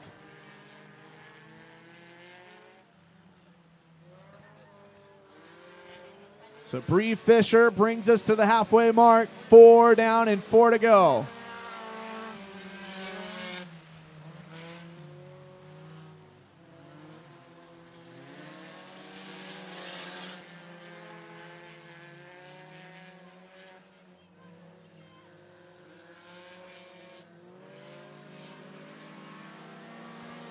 Bree Fisher, Bernie Bryant 1 and 2, Bruce Miller third. Bryant not completely out of this, less than a second, trailing Brianna Fisher. As it'll be 2 to go this time by. Just as I say that, Bryant getting a little bit of a good run here on Bree Fisher for a possible change of position for first place. It was 0.8 and some change seconds. Now it's less than half a second between your top 2 runners. Bruce Miller third. Miller only trails by a full second from your leader, Bree Fisher. So we may see a late race battle for the top spot develop here.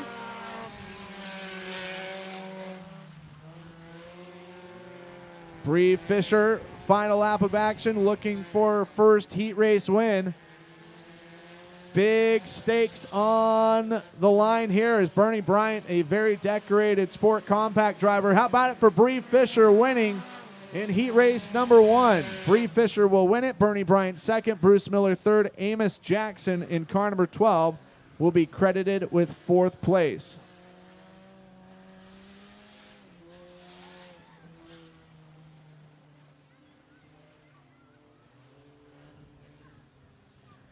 Well, taking the victory lap, Bree Fisher, race fans out of Central Point. She gets the job done in heat race number 1 and 2.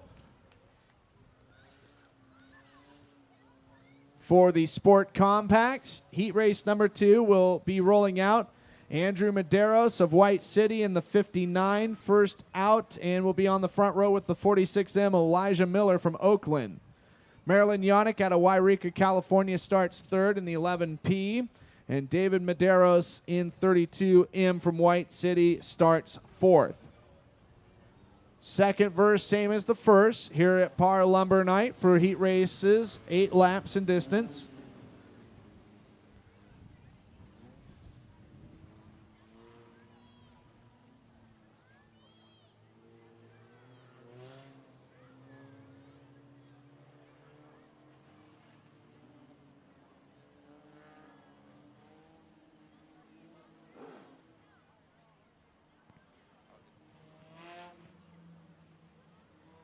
Andrew Medeiros and Elijah Miller.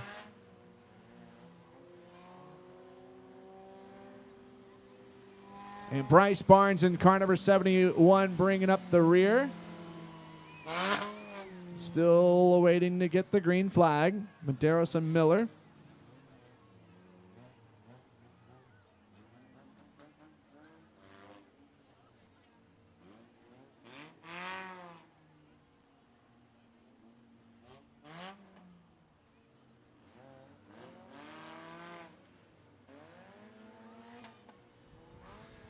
Out of turn 4, green flag wave, and second and final heat race for your Sport Compacts gets underway.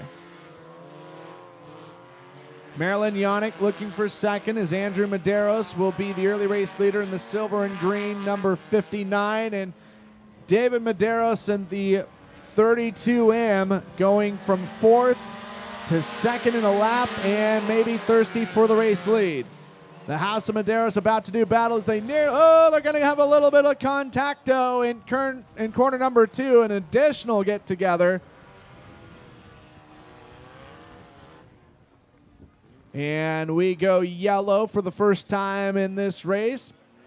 Caution brought to you by Pinnacle 365.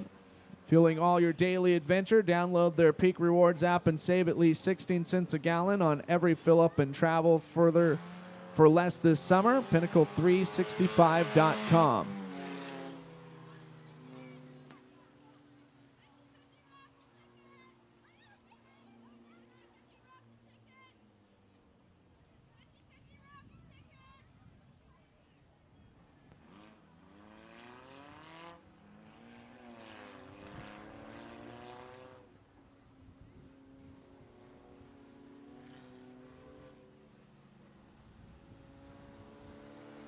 One lap complete.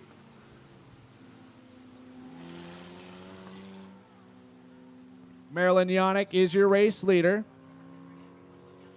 followed by Elijah Miller, the 46M.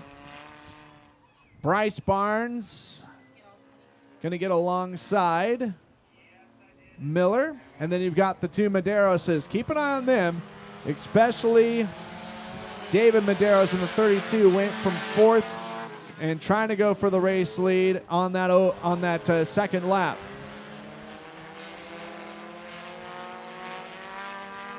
Andrew Medeiros up to 2nd is Marilyn Yannick, your leader. 2 down, 6 to go. David Medeiros 2nd. 3rd is Elijah Miller. 4th, David Medeiros. Bryce Barnes 5th.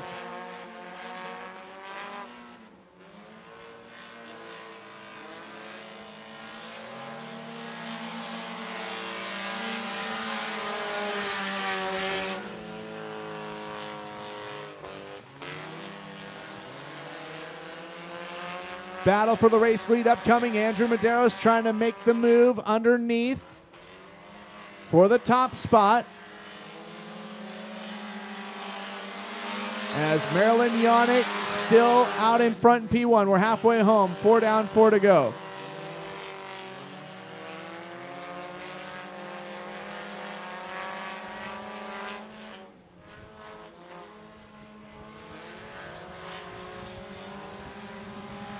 Marilyn Yannick holding back the House of Medeiros. As Andrew Medeiros second. Here comes David Medeiros, and they're getting ultra close yet again. David is in the 32M, while the 59 is Andrew. David Medeiros to second for the second time in this heat race. 2 laps remaining for Marilyn Yannick. David Medeiros, Andrew Medeiros. Elijah Miller and Bryce Barnes, rest of the running order. David Medeiros now just trying to lay down some good laps here. Running out of time, the white flag as Marilyn Yannick leads him into turn number 1. Will be the same story coming out of 4. David Medeiros closing down the top place, closing down the distance between himself and the top place position. If he's going to win it, it's going to have to come out of turn number 4. And Marilyn Yannick is going to hold on to win heat race number 2. David Medeiros second. Third will be Andrew Medeiros. Fourth, Elijah Miller. And fifth will be Bryce Barnes. 2 up, 2 down for the Sport Compacts. Make some noise for Marilyn Yannick, your winner in heat race number 2. Here at Par Lumber Night at Southern Oregon Speedway, we're going to have our first of 2 heat races for the late models upcoming. Dan King will be the inside pole sitter in the 6K. Then it'll be Skipper Klimchek to his outside in the 80. Jesse Merriman in the all-black 11J from Central Point will start third. Miles Dubert, 272, starts fourth. Pete Bound Jr. from Medford will start fifth. These are 8-lap heats.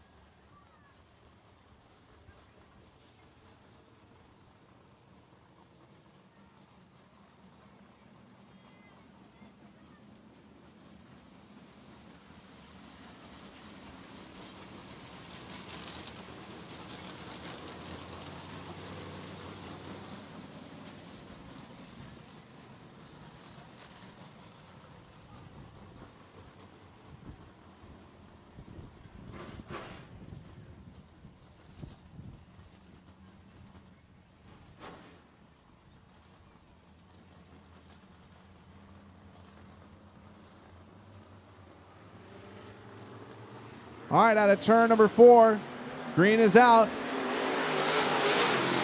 And our first of 2 heat races for the late models is going to be Jesse Merriman to the points. Skipper Klimchek second.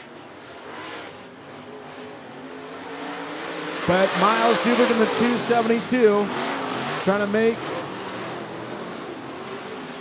the overtake for the runner-up spot. Pete Bound Jr. fourth, followed by Dan King. Jesse Merriman cruising around here in that black-on-black 11J.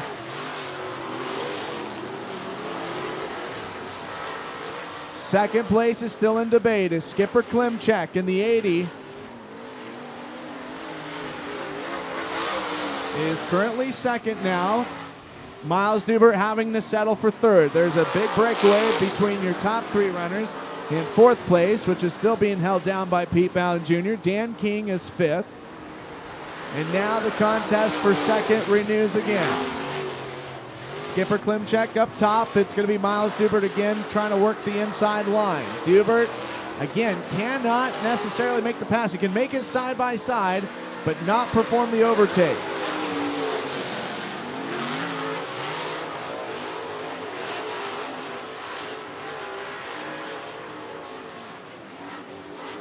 Three-car battle for the race lead starting to develop as we're 2 away from the drop of the checkered flag and lap traffic is coming into the picture. Jesse Merriman running the middle of the racetrack in the black 11J while the 80th skipper Klimchek trying to work the top shelf. Miles Dubert falling back just a skosh as Dan King is right in front of your leader, Jesse Merriman. White flag is out, final lap of action and trying to use some skilled precision driving here. 2 lap cars between first and second now make it 1 as Jesse Merriman will go on to win heat race number 1 and 2 for the late models. Finishing second, skipper Klimchek. Third will be Miles Dubert. Fourth, Pete Bound Jr. and Dan King. And heat race number 1 winner here at Par Lumber Night. Make some noise for the Central Point native, Jesse Merriman in car number 11J.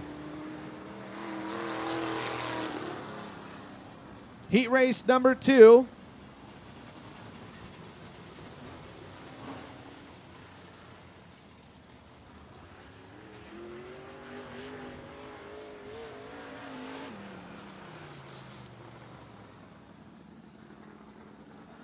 Gerald Dubert out of Medford in the 27 will be the inside pole sitter in this second heat race.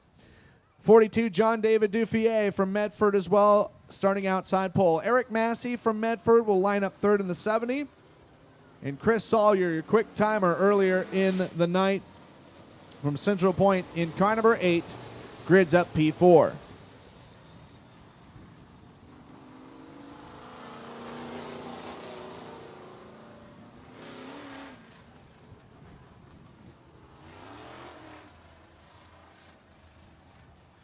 Right now, $1,200. It sounds like it's $600 to win right now, $600 to win. So $1,200 total has been raised for 50-50 raffle.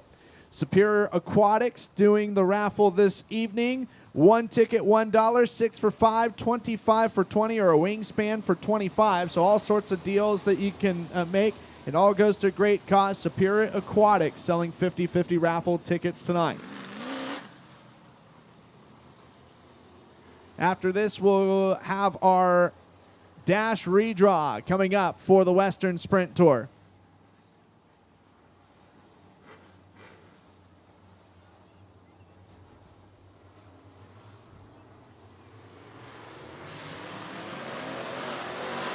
Out of turn 4. And it's going to be John David Duffier with the early race lead. This one is going to go yellow, courtesy of Pinnacle 365, and it's for the 27 of Gerald Dubert, and also Eric Massey coming to a halt in the 70. So no laps complete.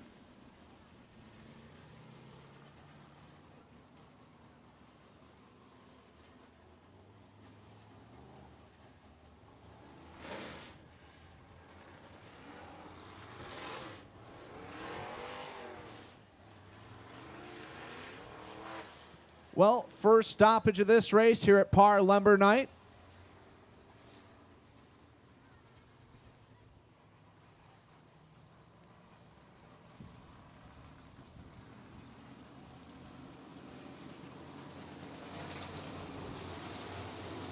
So Gerald Dubert and John David Duffier still in the front row.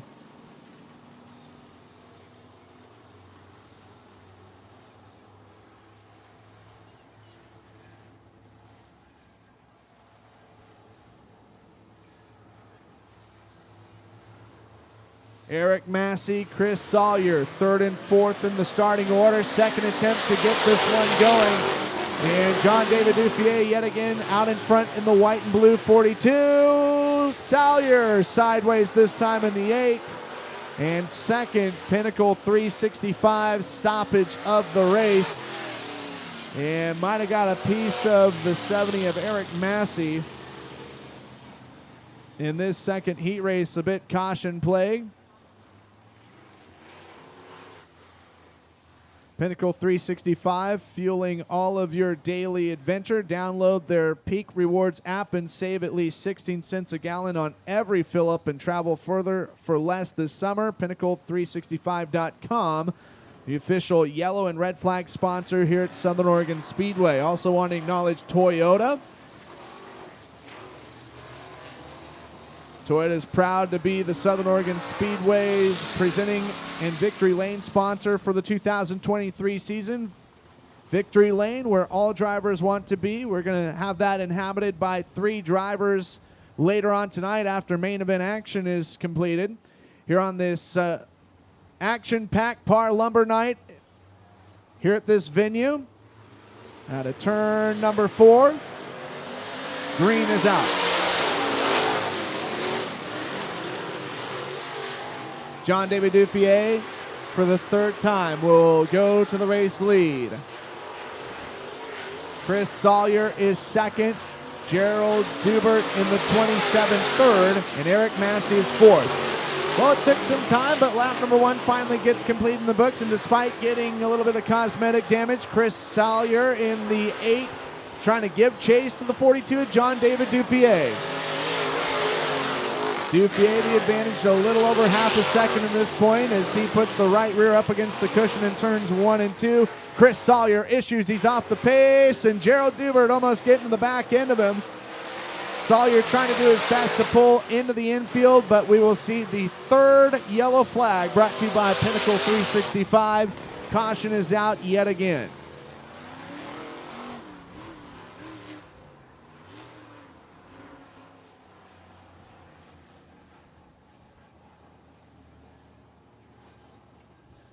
Chris Sawyer in the 8, coming to a halt.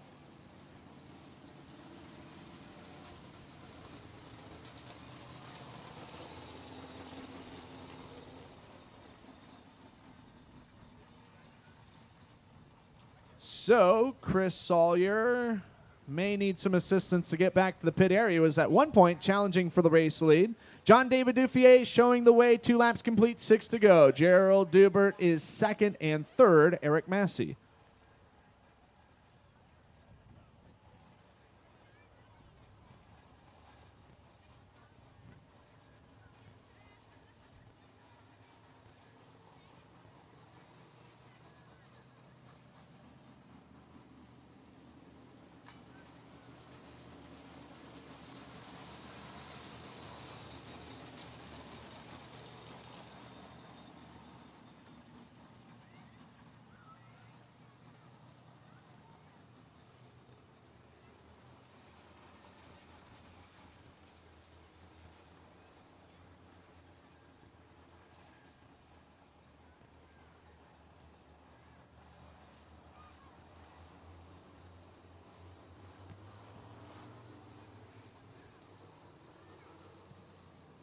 We've been reduced to 3 cars in this second and final heat race here at Par Lumber Night for Southern Oregon Speedway. Double file restart behind your leader, John David Dufier, showing the way. Gerald Dubert is now up to 2nd, Eric Massey 3rd.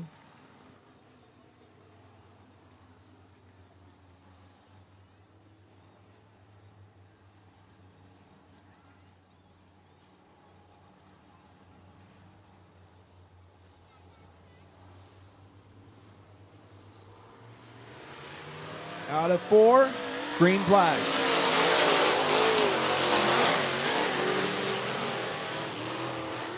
John David Dufier trying to finish this one off. Could be the final restart of this particular race. Eric Massey 2nd. Oh my! Just as I say that, Massey and Dufier get together. Eric Massey will lead lap number 3. And significant damage specifically to the left rear quarter panel of the 42 of John David Dufier. But it's a racing contest, not a beauty contest. Eric Massey leading. And he's sustained some damage on the right side of his number 70 entry. John David Dufier is 2nd. Gerald Dubert running in 3rd.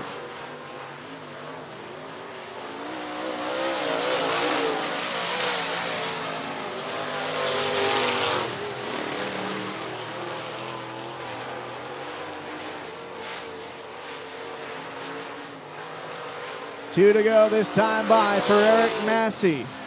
Massey, he's trying to wrap this thing up and put a bow on it. John David Duffier is second. Gerald Dubert third.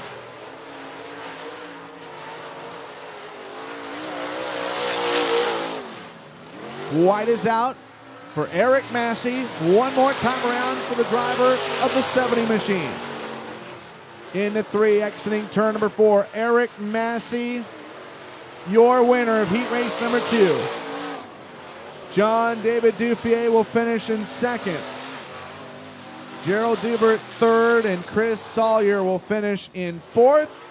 Well, it took a while to get going, and it was an interesting race, but make some noise for your winner of heat race number 2, Eric Massey, here at Par Lumber Night at Southern Oregon Speedway.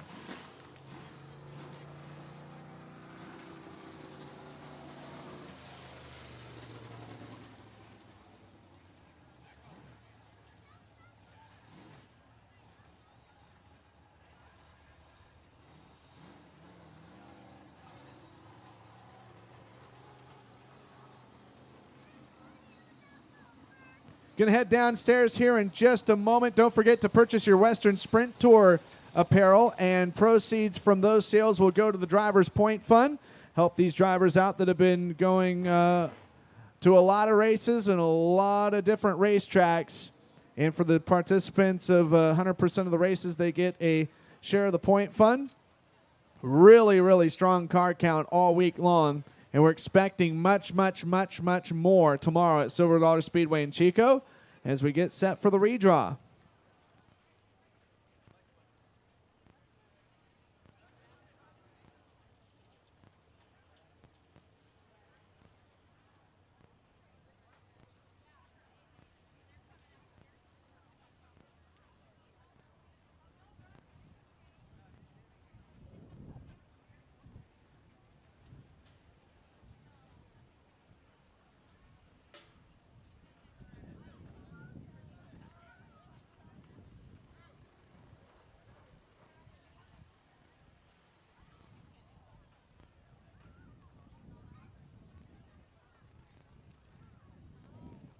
So these are 6 drivers that were highest in overall points.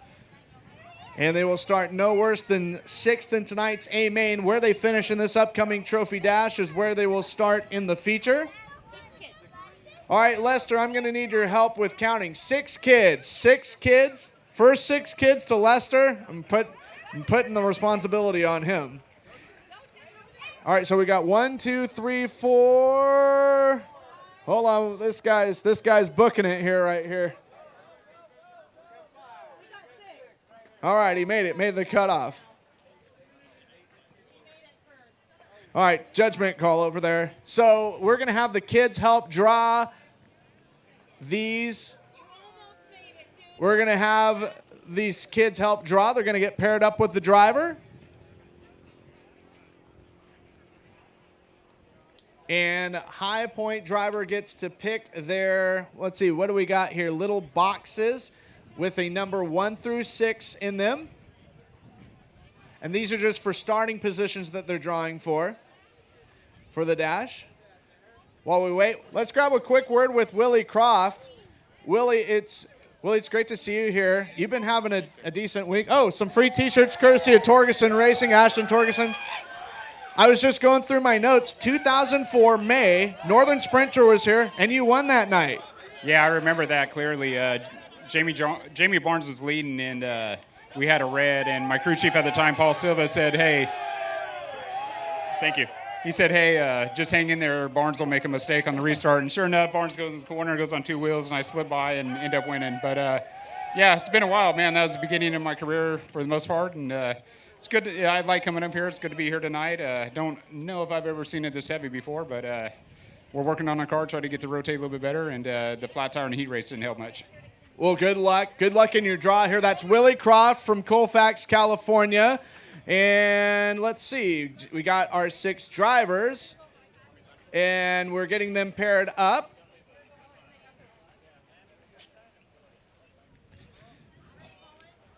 And our first driver to pick a box is going to be Landon Brooks.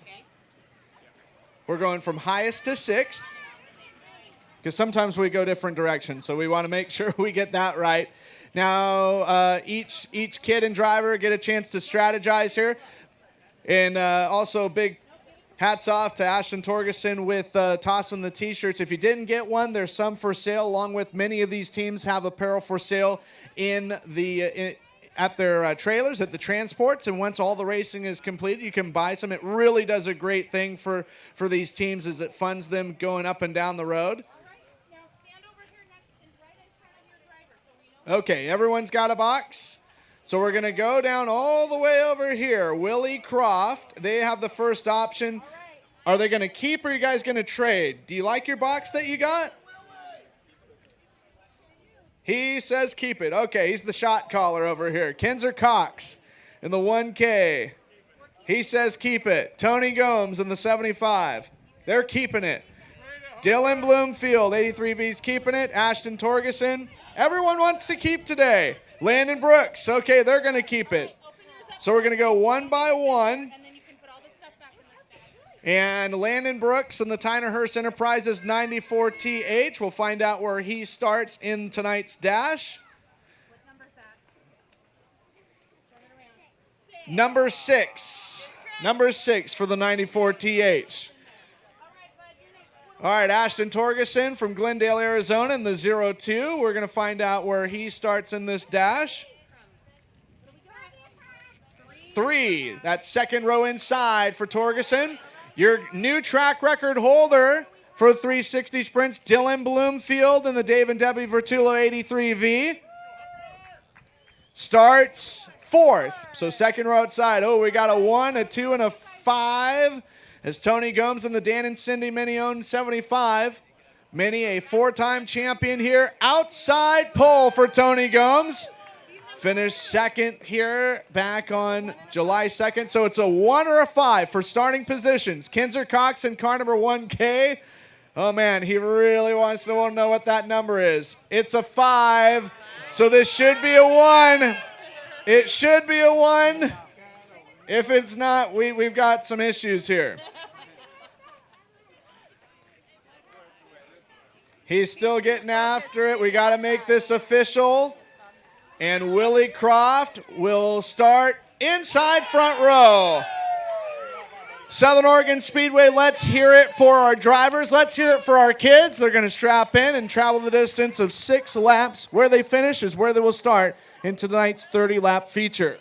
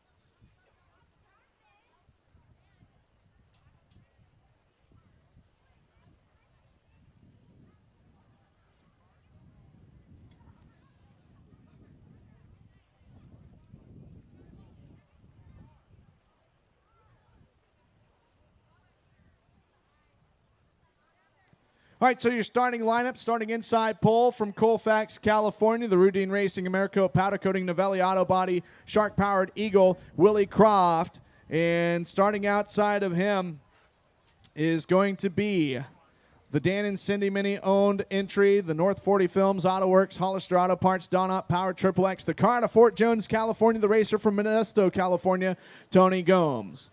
Row 2 inside, the Rowdy Energy Drink, Torgerson Racing, Ryder Powered Eagle, the car from Fresno, California, the racer from Glendale, Arizona, Ashton Torgerson.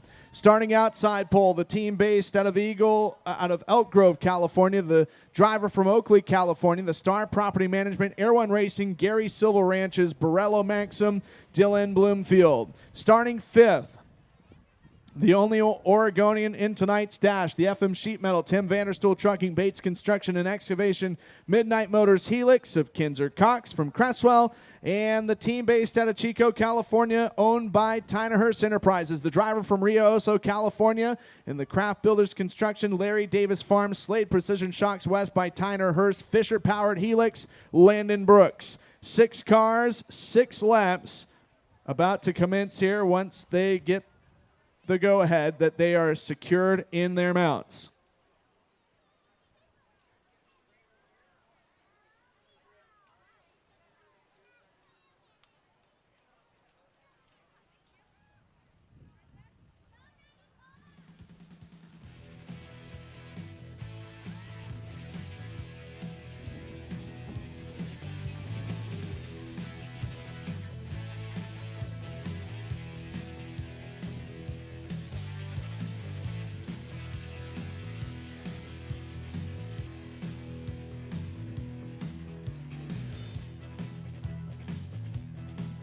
One foot on the brake and one on the gas.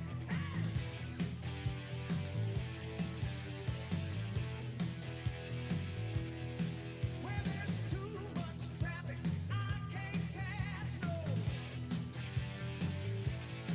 So I try my best to leave a move from big black and white. Come and touch my groove again. Gonna write me up for 125. Post my face, wanna get out alive. Take my license and all that jive. I can't drive 55.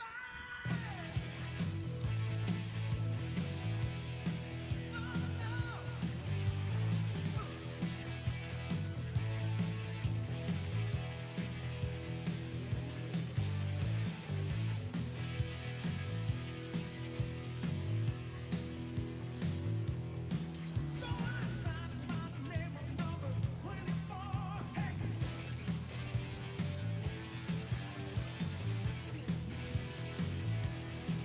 Yeah, just said, boy, just one more. I'm gonna throw your ass in the city joint. Look me in the eye, say, you get my point, I say, yeah. Me up for 125. Post my face, wanna get out alive. Take my license and all that jive. I can't drive 55.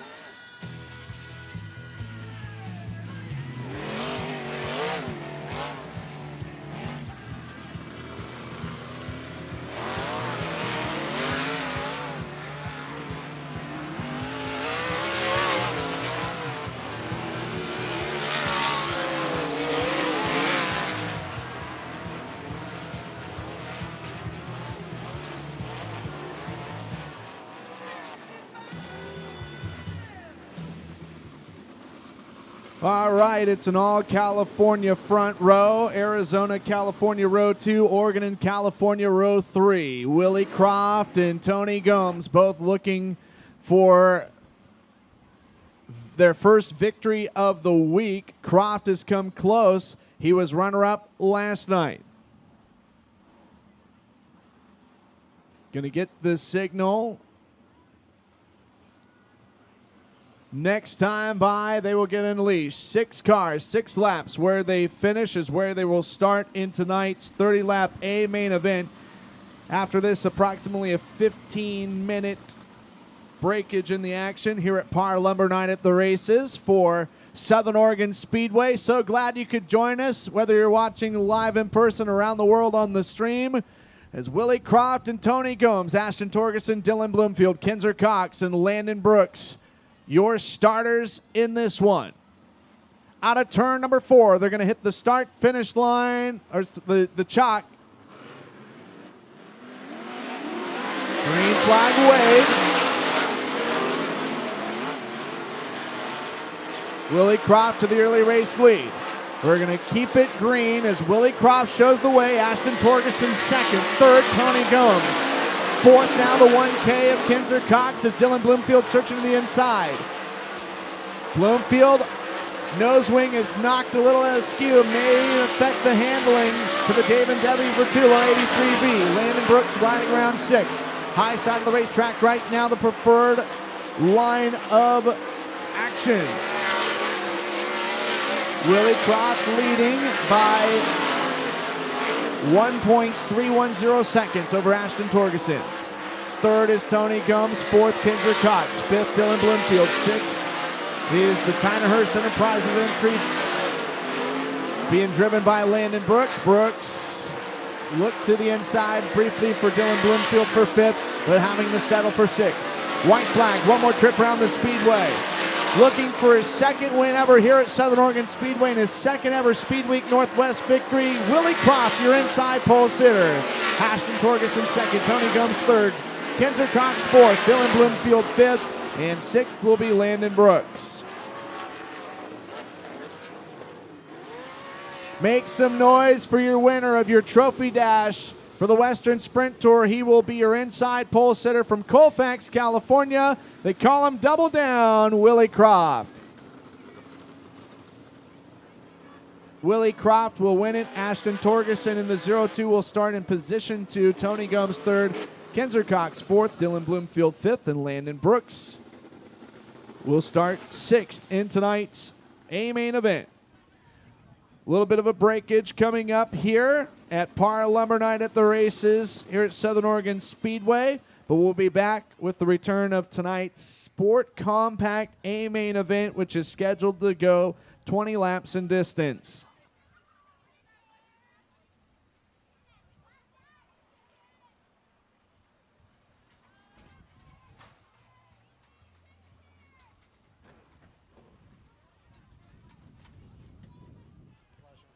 Okay, so we have a Subaru. You need to attend to it. White Subaru in this upper parking lot. A white Subaru 955 NLV. 955 NLV white Subaru. Your hazard lights are flashing.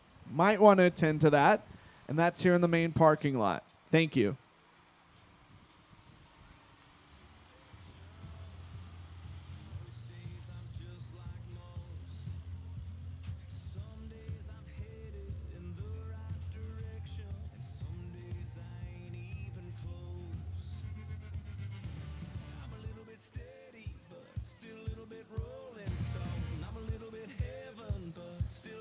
Flesh and bone, little foul, little don't know where I am. I'm a little bit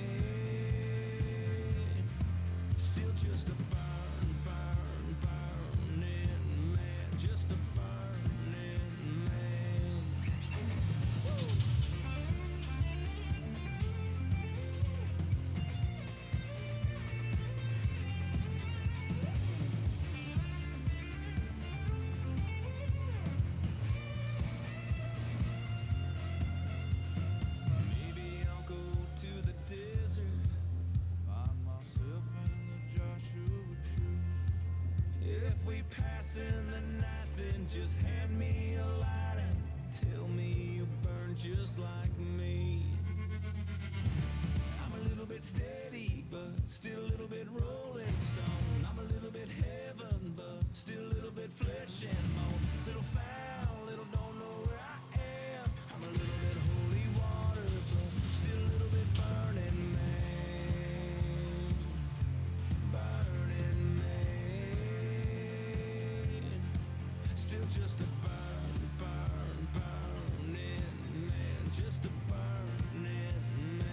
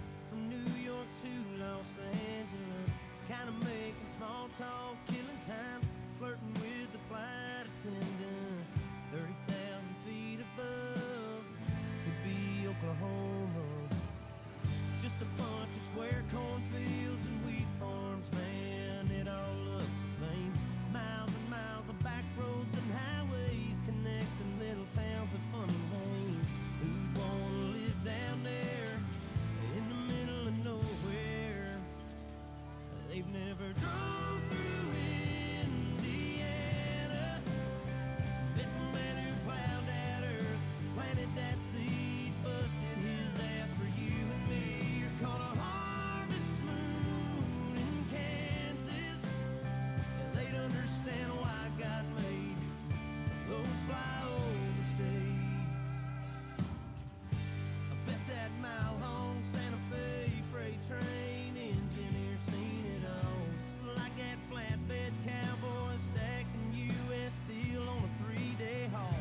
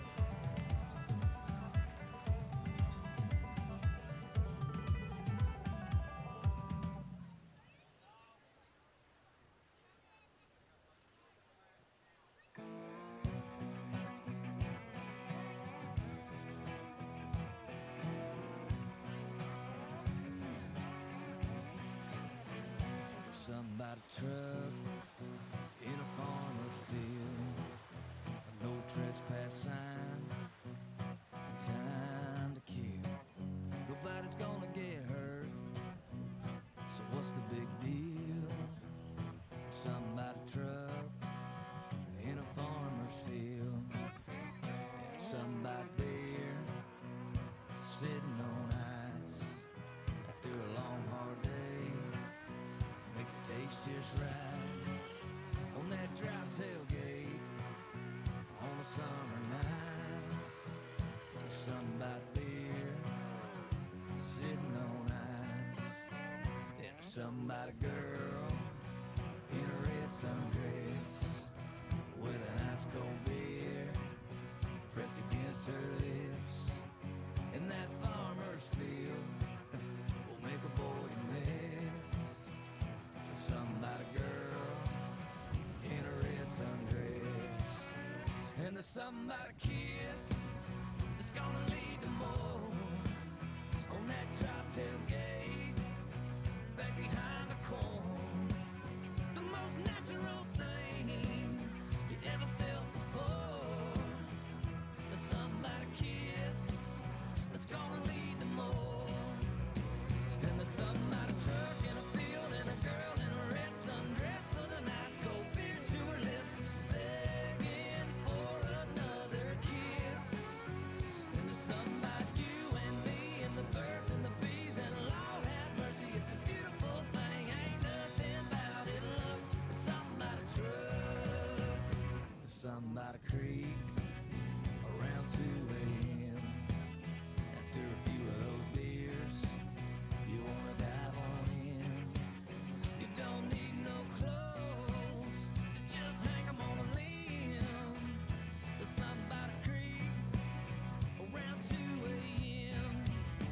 And there's somebody truck in a field and a girl in a red sundress with a nice cold beer to her lips, begging for another kiss. And there's somebody, you and me and the birds and the bees, and Lord have mercy, it's a beautiful thing. Ain't nothing about it, love. There's somebody truck. Ain't nothing about it, love. There's somebody truck.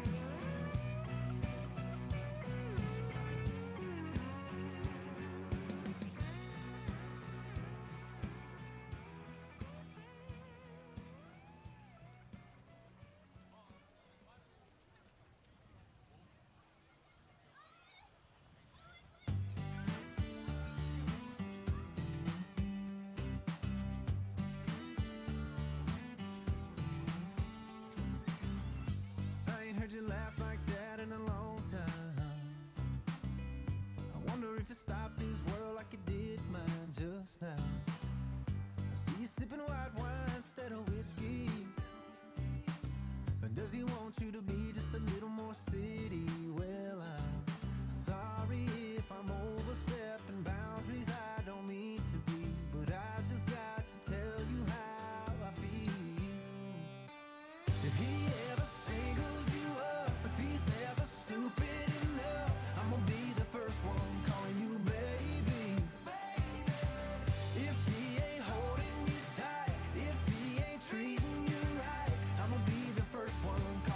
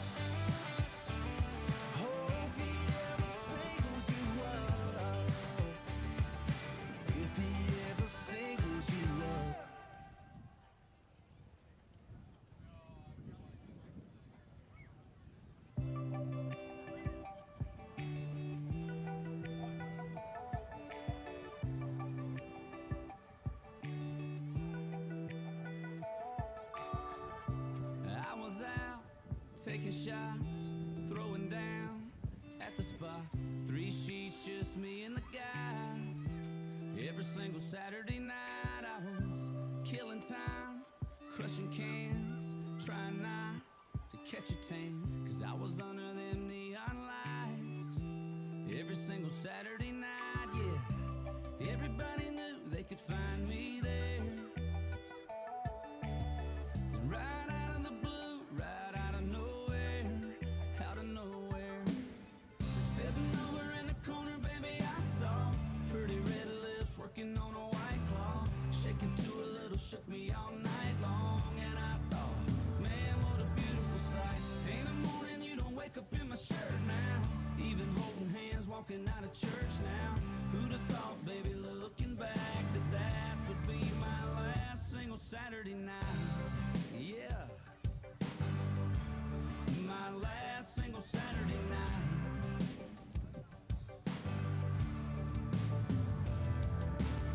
And now when I'm out having a drink or two, if they see me, will they see you? Cause girl, I got you by my side every single Saturday night, yeah. Every now and then the boys tell me they miss me. Oh, but they all get it cause they were right there with me. Yeah, with me, sitting over in the corner, baby, I saw pretty red lips working on a white claw, shaking to a little, shook me all night long. And I thought, man, what a beautiful sight.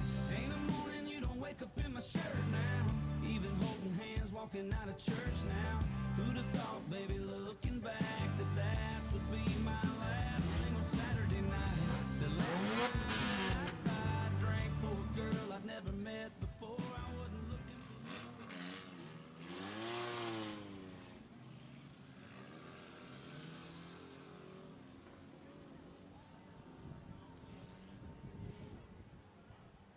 for. All right, so it'll be Andrew Medeiros in car number 59 from White City on the front row, while Bruce Miller in the 55 from Eugene to his outside. David Medeiros, 32M, 37 Bernie Bryant. Row 3 will be Marilyn Yannick in car number 11P from Wairika, California. 41 Bree Fisher from Central Point. Those were your heat race winners. The 12 of Amos Jackson from Trail, flanked by the 46M of Elijah Miller from Oakland. And then Bryce Barnes in car number 71.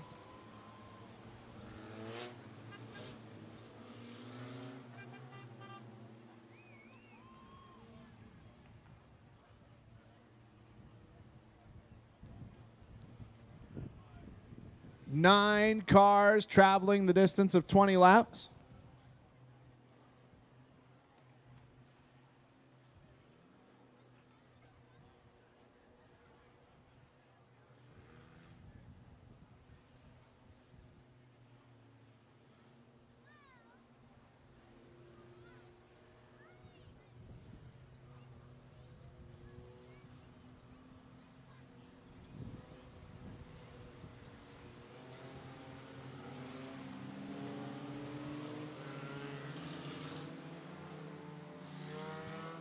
Over $1,500 raised with Superior Aquatics. We're going to do last call after this race, so not a lot more time to purchase 50-50 raffle tickets tonight. As Andrew Medeiros and Bruce Miller, the 59 and the 55, going to get us back to green flag action. Our first of 3 main events here at Par Lumber Night at the races at Southern Oregon Speedway. Here we go.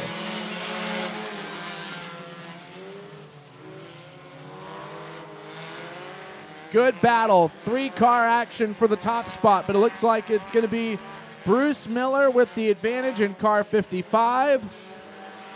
And Bruce Miller will lead the field to the start-finish line. 1 down, 19 to go. Bernie Bryant second, and the House of Medeiros battling each other again. It is Andrew on the high side in the 59 and David in car number 32 on the bottom. Marilyn Yannick fourth. Marilyn Yannick in fifth. David Medeiros on the 32, still side by side with Andrew Medeiros. Great battle here. Elijah Miller, 6th. 7th is Bree Fisher. Behind Fisher, Bryce Barnes, and the 12 of Amos Jackson.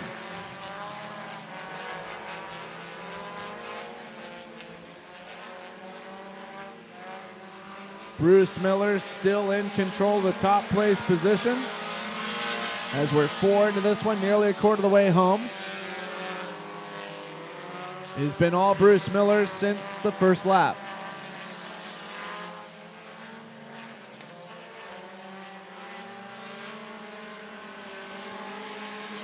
Bernie Bryant, 2nd. 3rd, David Medeiros, 1, 2, and 3.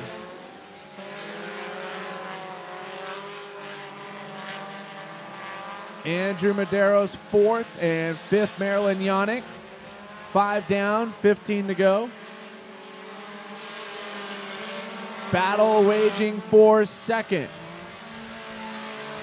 It's the 37 of Bryant on the high side, but David Medeiros comes calling down lows. They're still drag racing down the back stretch into turn 3.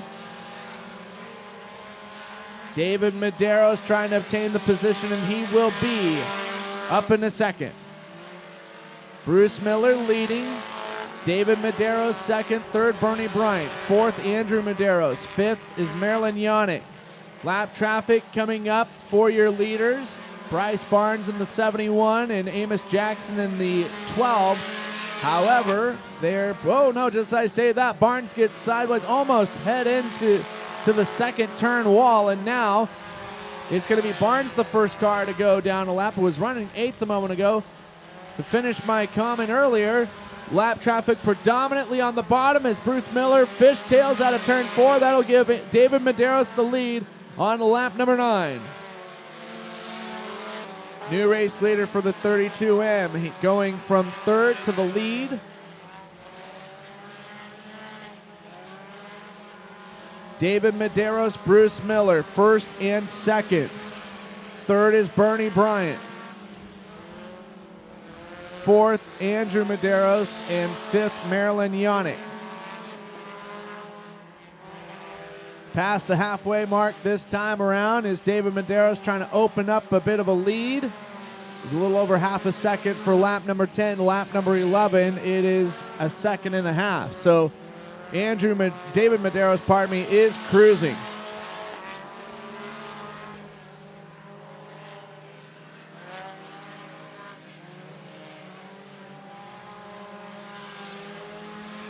Now the lap count winding down big time. Looked like Bernie Bryant was starting to catch up with the back end of Bruce Miller for 2nd. It's going to be 13 laps complete this time by and 7 to go. David Medeiros getting really high in turn 4, but stays in the race lead. Able to keep it off of the catch fence. Bruce Miller 2nd, Bernie Bryant 3rd.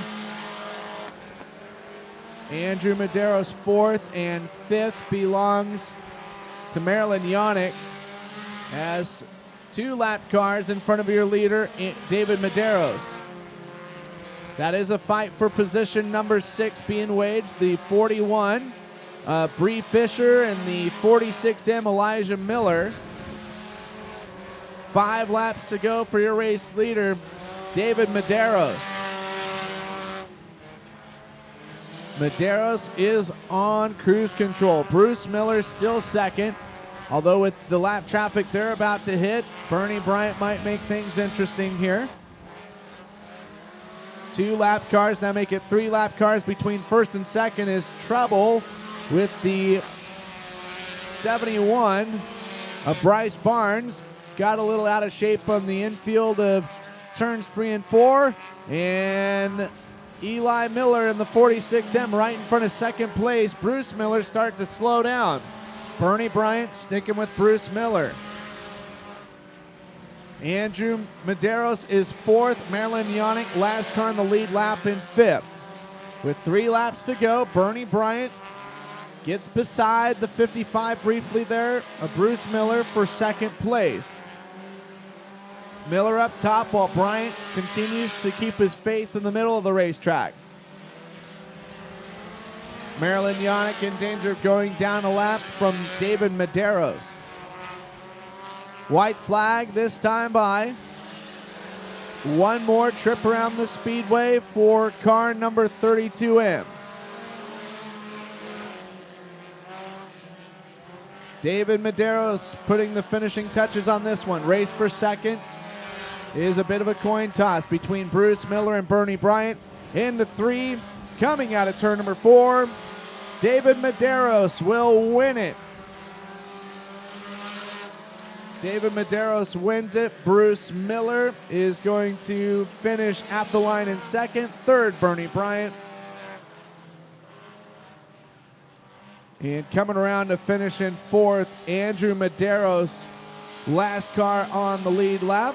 Marilyn Yannick fifth, Bree Fisher sixth, Elijah Miller seventh, Amos Jackson eighth, and Bryce Barnes ninth. And parking it in Toyota victory lane tonight. Make some noise for David Medeiros.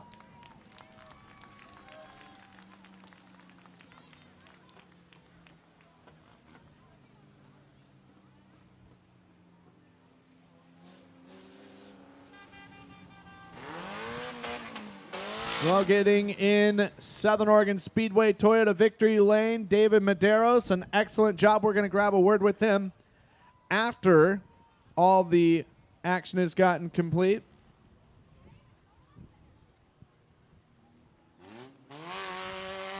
Last call for 50-50 raffle tickets, courtesy of Superior Aquatics. Last call.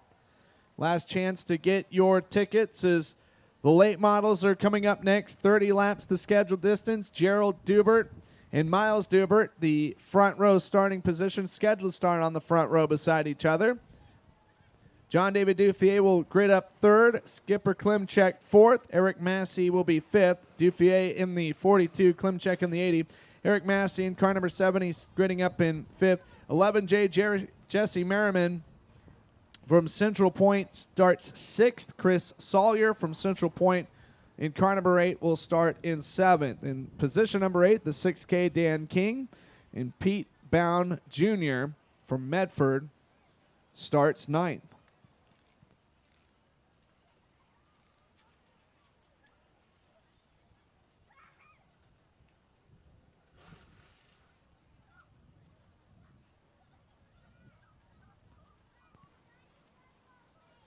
Two more main events left for Par Lumber Night here at Southern Oregon Speedway. Hopefully the Par Lumber gang is having a good time in the hospitality deck or hospitality room.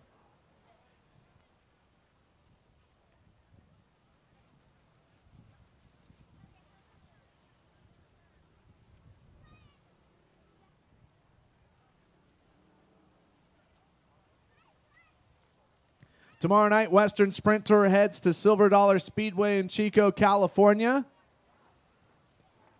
for round number 5 of the week. First time that Speed Week Northwest has went to Silver Dollar, as well as the Saturday night track, Placerville Speedway. Expecting a huge car count tomorrow night, and then Saturday night a big car count as well. Of course, here at Southern Oregon Speedway, as the advert board shows, back to school night this upcoming Saturday. All students get into the races for free. Really cool deal before it's back to school.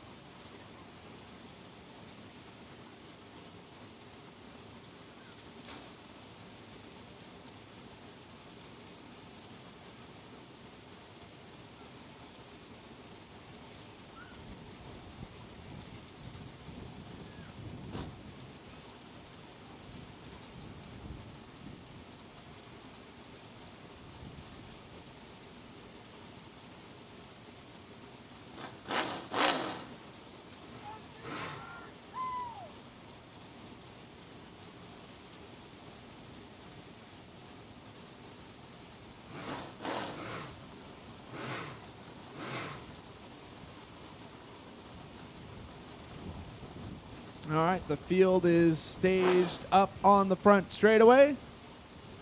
Just moments away from kicking this one off. This is scheduled to go 25 laps, 25 lap a main event for the late models here at Par Lumber Night.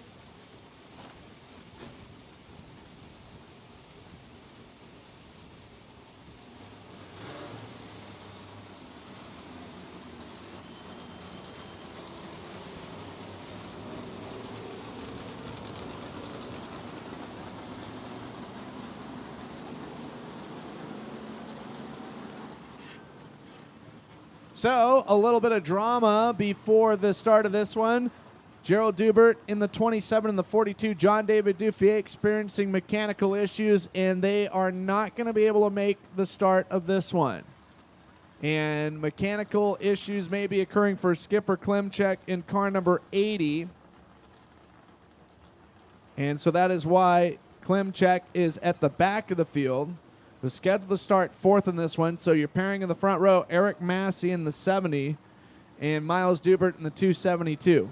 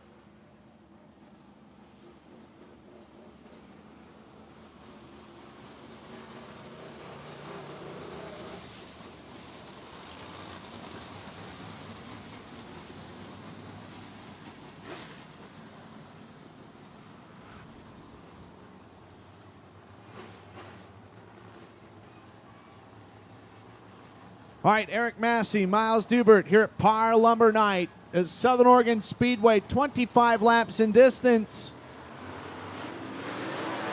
Green is out.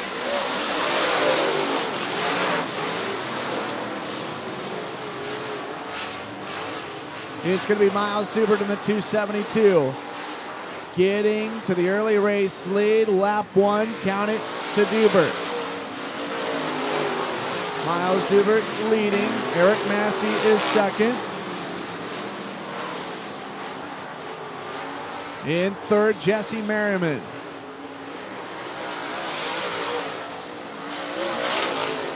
Fourth, Chris Sawyer. And Dan King rounding up the top five in the 6K.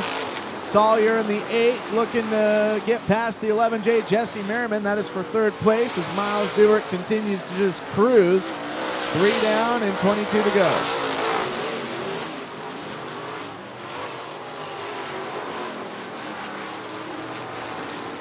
Miles Dubert, Eric Massey, followed by Chris Sawyer. Jesse Merriman is back to fourth in the 11J. Dan King is sixth.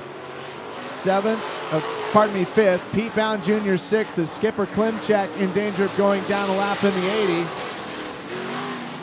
One lap car between first and second, now make it 2 lap cars as Dubert performs the pass on Bound. Eric Massey and Chris Sawyer fighting for second place.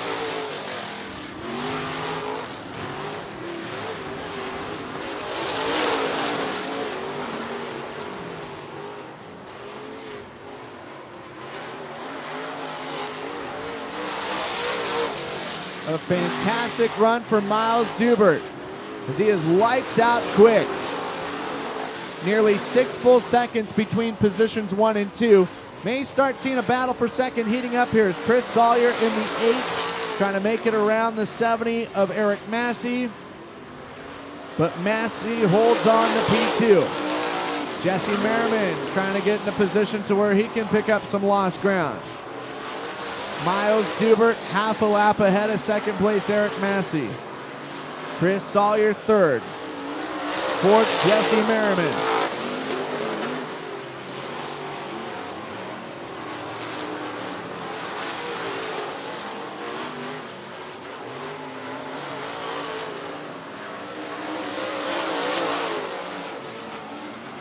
10 in and 15 to go.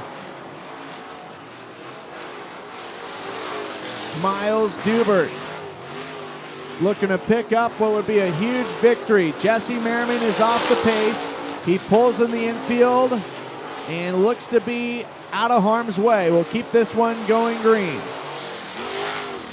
Was running fourth at the time.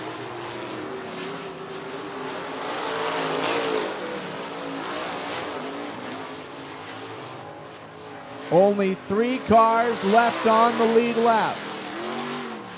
Past the halfway mark, 13 down, 12 to go. Miles Dubert taking care of business. Here's that fight for second as Chris Sawyer 3 wide off of the second turn. They're going to go 3 wide down the backstretch. Sawyer on the high side. Eric Massey on the bottom. Chris Sawyer to P2.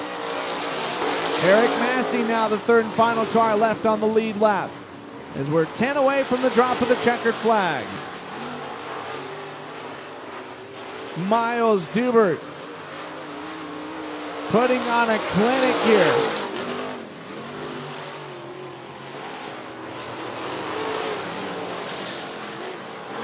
Dubert is 9 laps away from the win. He's got both Bound and King to put laps down. Nothing slowing him up. Nearly 9 seconds is the gap between first and second as Miles Dubert gets back into open racetrack. Chris Sawyer second.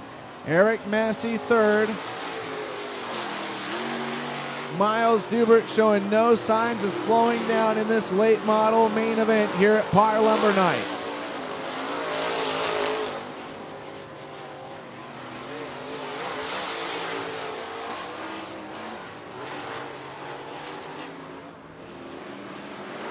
Miles Dubert has got that thing programmed on kill. 7.467 seconds. The difference between your top two is Chris Sawyer hoping and praying for a stoppage in this race. There's just 5 laps to go. As Chris Sawyer, given the number 8, just qualifying laps as a Formula One reference, just go as hard as you can and hit your lines as perfect as possible. It was 7.5 seconds last time. Now it's 5.5 seconds. Chris Sawyer knocking about a second off of a lap each time by. Miles Dubert will have to deal with Pete Bound Jr. in the 5B and the 6K at Don King. That's going to woe things up. But Chris Sawyer didn't make too much more ground. This lap, though, might be a different case as Dubert gets off of the gas. Double overtake on the lap traffic. 2 to go for Miles Dubert. Dubert gets back on the throttle. Chris Sawyer within 4 seconds of your leader, Dubert. And oh my, your third place driver, Eric Massey, will bring out the first Pinnacle 365 caution in this late model main event here at Par Lumber Night.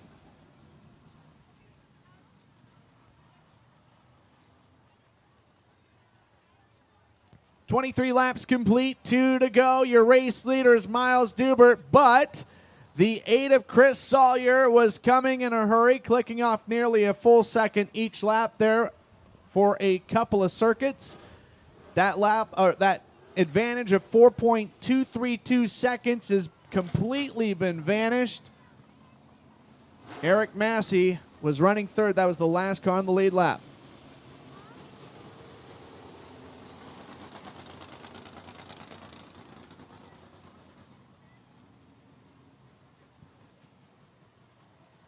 Pete Bound Jr. in his late model debut in car number 5B.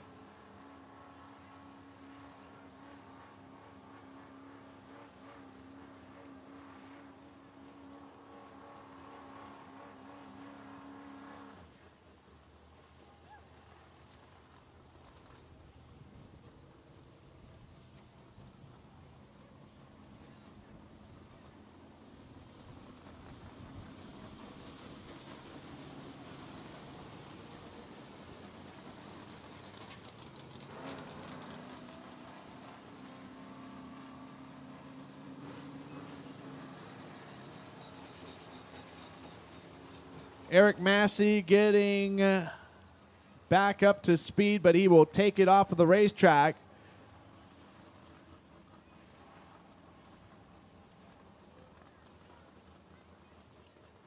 So Dan King was fourth. So pretty much a match race here between Miles Dubert and Chris Sawyer.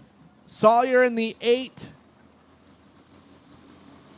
and Dubert in the 227. Sawyer was 7th in the original starting lineup. Keep in mind that switched up a little bit as there were some scratches. While Miles Dubert started outside pole, has been the leader of lap number 1. Who thinks that Sawyer can get around Dubert for the win? Who's cheering for Miles Dubert in the 272? We're about to find out. Green, white, checkered finish coming up here at Par Lumber Night. Green flag. Miles Dubert with the advantage. Here comes Chris Sawyer. Sawyer could probably catch Dubert, but can he pass him? That's the big question. Miles Dubert, though, for the first time all main event long, feeling some pressure. He's extended it to half a second advantage. White flag, one more trip around the speedway. Sawyer's got to give it all he's got here in this final set of turns. Miles Dubert will hold on and pick up the victory for the late models.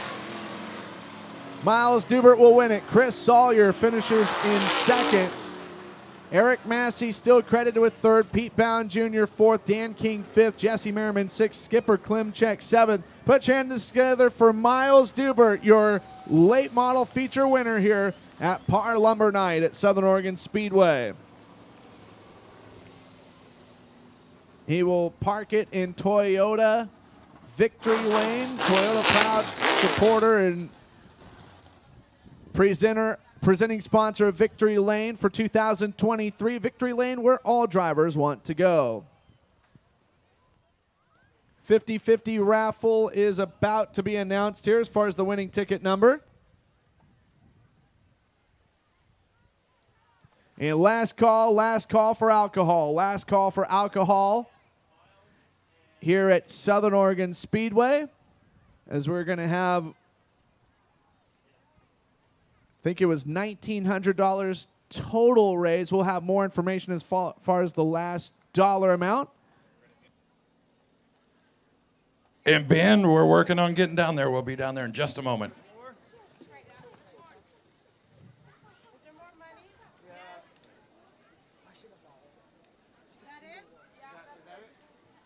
All right, y'all will come on down and one of y'all bring the bucket. Take the bucket.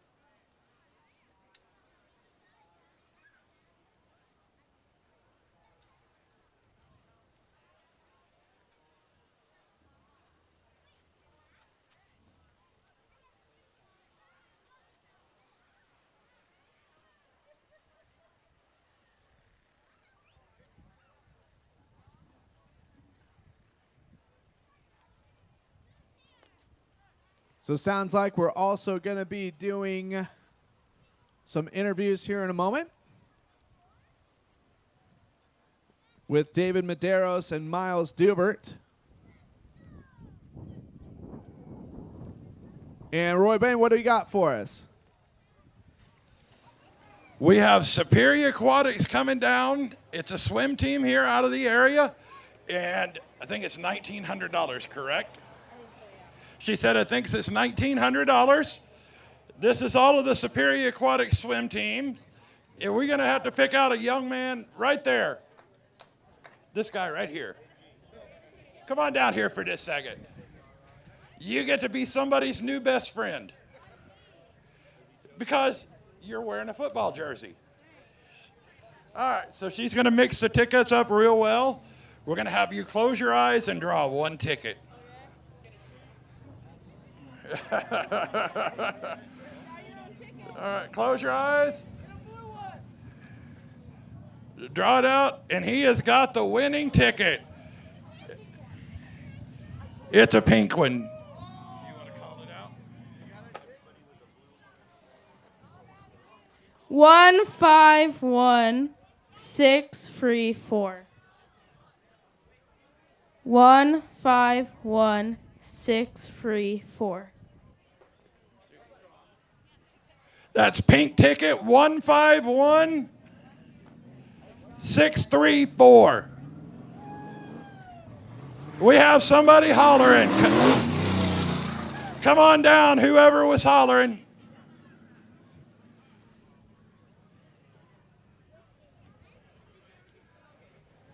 Okay.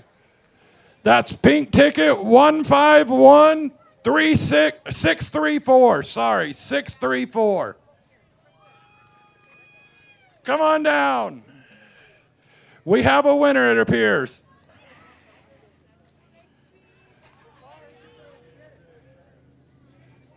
Careful coming down those stairs. They suck walking down.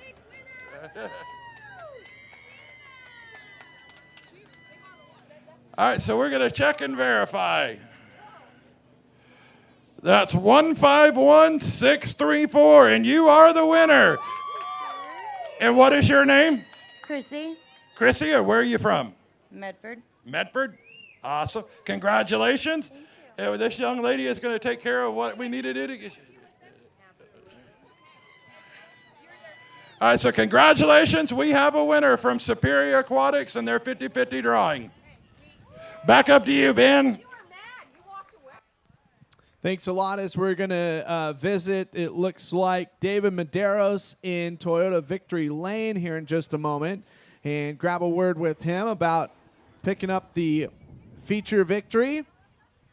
As they have a microphone downstairs, we're going to go trackside and grab a word with our Western Sprint Tour podium later in the night. And first of all, congratulations, David, on your main event victory tonight. A splendid job of driving. Got the lead on lap number 9 and kept everybody back for the rest of the way.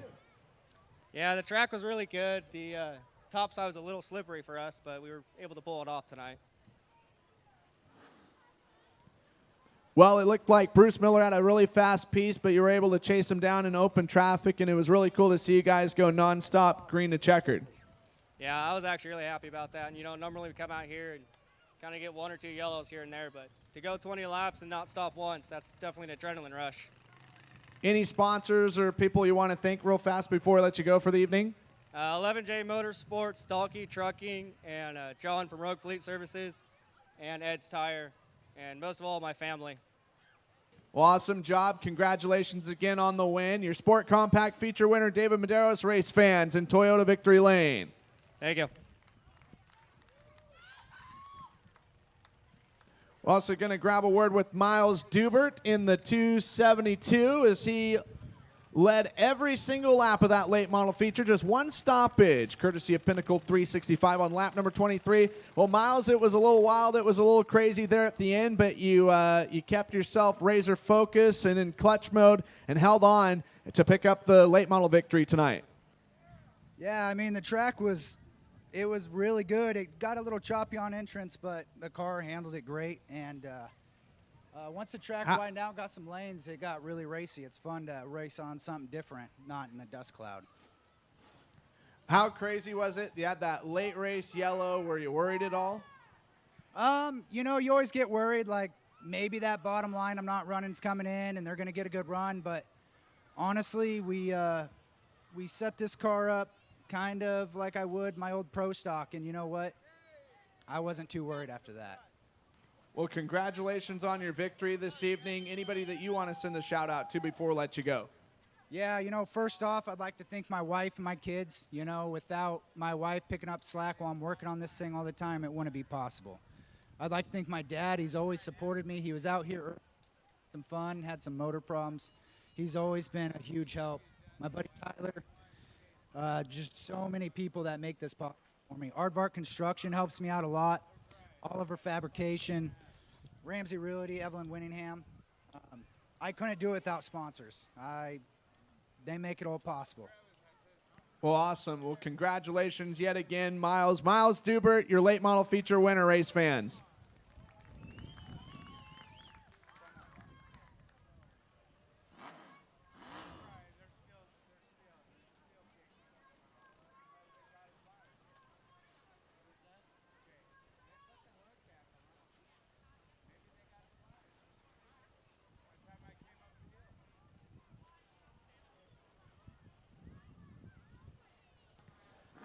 All right, race fans, it is about time to get things started as the scheduled 22 cars for 30 laps Western Sprint Tour visit number 20 here at Southern Oregon Speedway. Sean Awilski winning the first year, 1998. Bradford, 1999. Brent Kading, 2000. Steve Kent, 2001. Brent Kading winning for the second time in 2002. Roger Crockett, 2003, and back-to-back for wins 3 and 4 for Brent Kading in 2004 and 5. Danny Horner won here in 2006. Shane Stewart, 2007. Jonathan Allard, 2008. Jesse Hockett, 2009. Travis Rylett, 2010. Henry Van Dam, 2011. Shane Stewart, 2012 for the second time, while Roger Crockett winning for the second occasion in 2013. Rico Abreu winning here in 2014. Colby Copeland, 2015. And Trey Starks, 2016. Former Speed Week champions, Bud Kading winning the first Speed Week title in 1998. Bradford, 1999. Steve Kent going with the three-peat from 2000 to 2002. Roger Crockett, 2003. Brent Kading back-to-back in 2004 and 5. Well, Steve Kent winning for the fourth and final occasion, 2006. Shane Stewart, the 2007 Speed Week champion. Roger Crockett's second Speed Week title in 2008. Jesse Hockett, 2009. And Roger Crockett winning for the third time in 2010.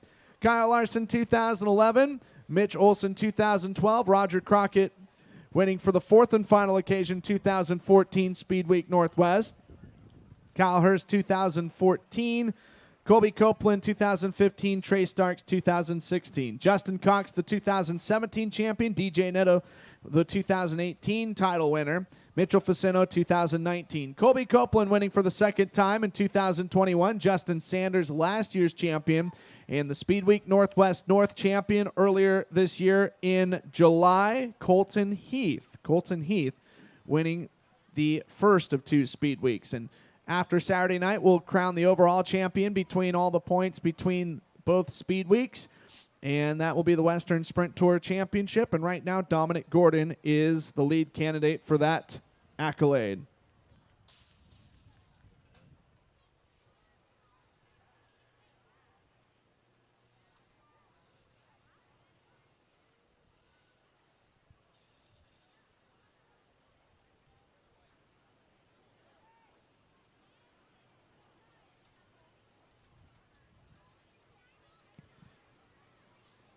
Southern Oregon Speedway, it is time to introduce your starting lineup. 22 cars scheduled to go 30 laps for tonight's main event.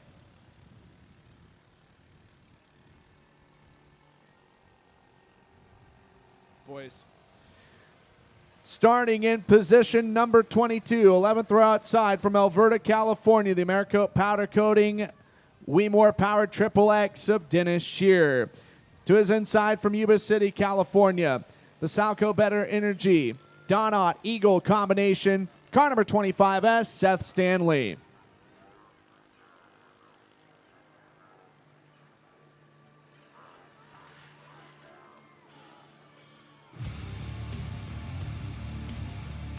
Starting row number 10, in 20th place, the 21H out of Placerville, California, in the High Sierra Industries entry, Donut ART, Shane Hopkins. Starting 19th, the car out of Fresno, California, the racer out of Pengrove, California, the Our Heroes Dreams, Shark Racing Engines Maxim of Chase Johnson. Lining up 18th, the 11S, the racer from Chico, California, the Chico Farm and Orchard, home-built engine Maxim chassis, Steel Powell. Starting inside of Powell, the car from Fresno, California, the racer from Glendale, Arizona. And the Safety Clean Products, Torgerson Racing, Ryder Racing Engine Helix, that is Austin Torgerson. Row number 8, outside, starting 16th, the 12JS from Gilroy, California, the Transportation Unlimited Products. Sponsored machine, Shaver Powered Maxim of Gilroy, California's Jarrett Soaries. In the inside of Soaries, it's the 33, the WSK machine entry from Roseburg, Kyle Alberting, gridding up 15th. Starting 14th, the 21W from Colfax, California, the All-Star Powder Coating, Weiss Racing Engines Maxim of Josh Weiss. The 21B lining up 13th from just down the road in Eagle Point, the Rogue Hills Excavating, Shark Racing Engines Helix Combination, 21B, Johnny Burke. Starting 6th, the 22C, the young lady from Jacksonville, the RTR Diesel Performance, Fisher Racing Engines KPC, Carly Holmes. Carly Holmes will start 12th. Well, starting 11th from Yuba City, California, the Yuba City Scrap and Steel Shark Racing Engines Triple X, Drake Stanley. Moving to row number 5 outside, the 12. He is out of Roseburg. In the AP Motorsports, BC Motorsports Powered Eagle, that is Steven Snotter.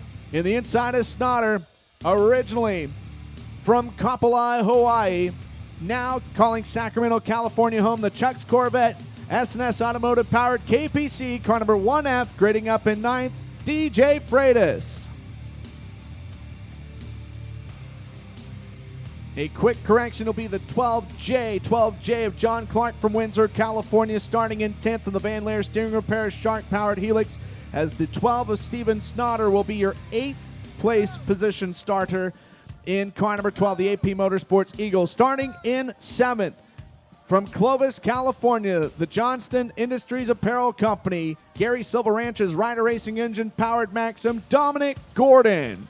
Starting 6th, the Tyner Hearst Enterprises 94TH, the car out of Chico, California, the racer out of Rio Oso, California, the Craft Builders Construction Fisher Racing Engines Helix of Kyle Hurt, driven by Landon Brooks. 83V, the Dave and Debbie Vertulo owned entry, the team out of Elk Grove, California, the racer from Oakley, California, Star Property Management, Borello Maxim combination for Dylan Bloomfield. Starting 4th out of Cresswell, second row outside, the FM Sheet Metal, Midnight Motors Helix, car number 1K, Kinzer Cox. While lining up 3rd, it'll be the Dan and Cindy Mini owned number 75, the car out of Fort Jones, California, the racer from Modesto, California, North 40 Films, Don Ott Engine, Triple X Chassis, Tony Gomes. Outside, front row starting position, the car from Fresno, California, the racer from Glendale, Arizona, the Rowdy Energy Drink, Torgerson Racing, Ryder Engine Powered Eagle, Ashton Torgerson. And who is inside, the Rudine Racing, Americoat Powder Coating, Novelli Auto Body, Shark Racing Engines Eagle, from Colfax, California, your inside pole sitter, Willie Croft. And that is your starting grid. 22 cars scheduled to go 30 laps here at Southern Oregon Speedway for night number 4 of Speed Week Northwest.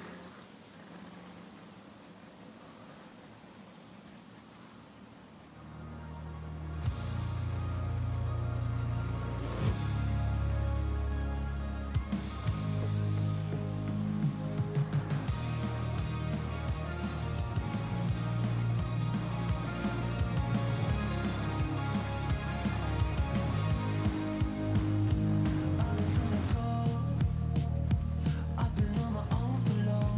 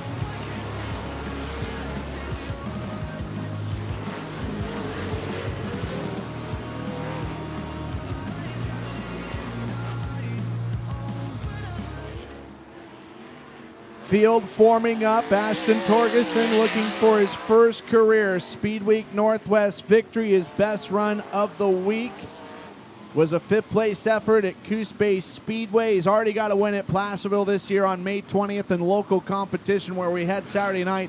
Willie Croft 3 times he's finished second. Last night at Douglas County Dirt Track. Skagit Speedway in 410 competition on July 22nd. And May 28th at the joint we go to tomorrow in Silver Dollar Speedway in Chico, California. Moments away from getting this one started. California and Arizona in the front row. Croft looking for his second career Speed Week Northwest victory. It'd be the first since July 10th, 2018 at Coos Bay Speedway. The only other driver that has won a Speed Week event that's in the field starts 6th in Landon Brooks, and he's won the last 2 nights.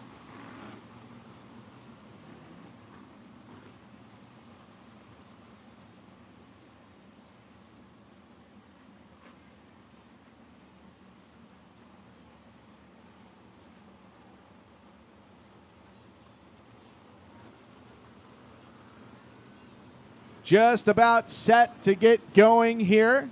Got to make sure everyone is in their starting spots, and it looks like no 7W of Dennis Shearer.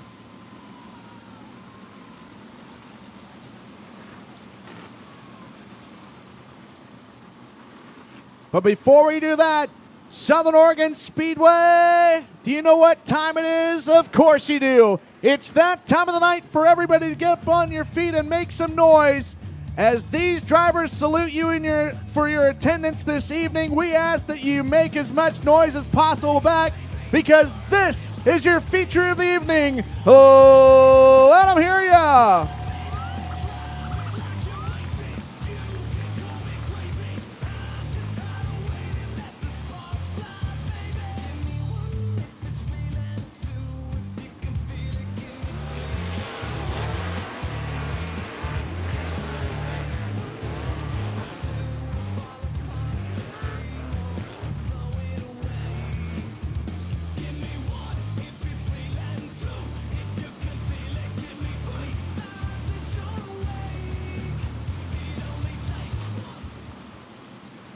Willie Croft and Ashton Torgerson going to bring us to green. Southern Oregon Speedway, it is time to batten down the hatches. Quickly lock the doors for 30 laps.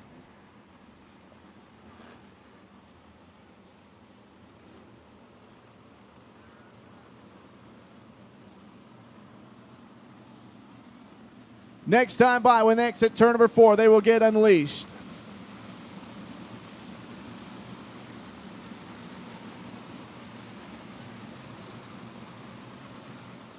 Croft and Torgerson searching for their first win of the week. Both of them top 5s to their credit. Torgerson, it would be his second win of the year. For Croft, his first. And the first time that he would have won here since May of 2004. Side by side, wing to wing, wheel to wheel, we are green. Willie Croft in car number 29 gets out to the early race lead. Ashton Torgerson looking to the bottom as third is being held by Kinzer Cox, and what a move by Landon Brooks here from 6th to 4th in a matter of a lap.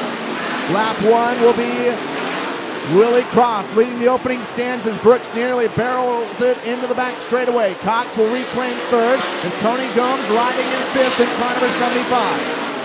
2 laps complete, 28 to go. Dylan Bloomfield 6th, 7th Dominic Gordon. Battle for 8th between Drake Stanley and Johnny Burke.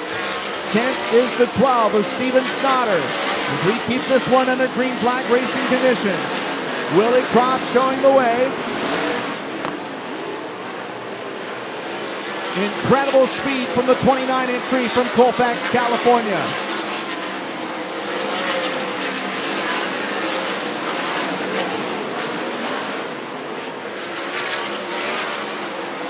Willie Croft leading. Ashton Torgerson second, Kinzer Cox third. Now moving up into 5th is Dylan Bloomfield, your new track record holder after qualifying tonight. Lap traffic is going to get hit first by Willie Croft. He gets past Steele Powell in the 11S. One-lap car between first and second, but Ashton Torgerson quickly trying to navigate underneath the 11S of Powell. Josh Weiss and Jarrett Sories battling for position right in front of your leader, Willie Croft, and Croft looking for the double overtake via the middle of the racetrack, throws a playmaker at Josh Weiss, and the two-lap cars between positions 1 and 2. Willie Croft not slowing down whatsoever. Ashton Torgerson second, Kinzer Cox third. Fourth, Landon Brooks, as Tony Gomes has come to a halt on the back straightaway. Yellow is out for Tony Gomes. Gomes on the bottom, not quite in the infield, but on the bottom of the back straightaway. At one point in time was running 5th in this race, and we go yellow for the first time.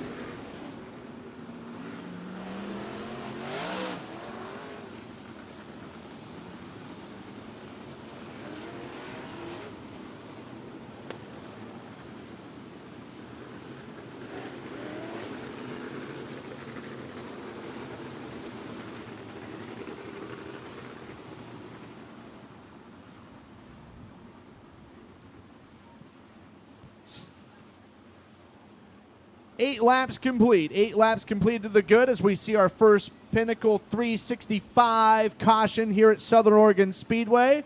Make a pit stop at Pinnacle 365 and enjoy the huge fuel savings with their Peak Rewards app. They'll help you discover how to combine your convenience store services with a fill-up to achieve the greatest amount of rewards. That's Pinnacle 365. Willie Croft is the race leader. Ashton Torgerson second. Kinzer Cox third. Fourth, Landon Brooks. Fifth, Dylan Bloomfield. Sixth, Dominic Gordon. Seventh, Drake Stanley. Eighth, Steven Snotter. And 10th is Johnny Burke. DJ Freitas 11th. John Clark 12th. 13th, Carly Holmes. 14th, Shane Hopkins. 15th, the 88 of Austin Torgerson. 25S of Seth Stanley. I believe is going to be the last car in the lead lap as Tony Gomes headed towards the work area. Gomes 3 wins, including Independence Day at Placerville Speedway. All victories have came at Placerville this year. April 29th and 8th. Also additional wins at Little Knoxville on the Hill, as you can see the crew surveying the 75.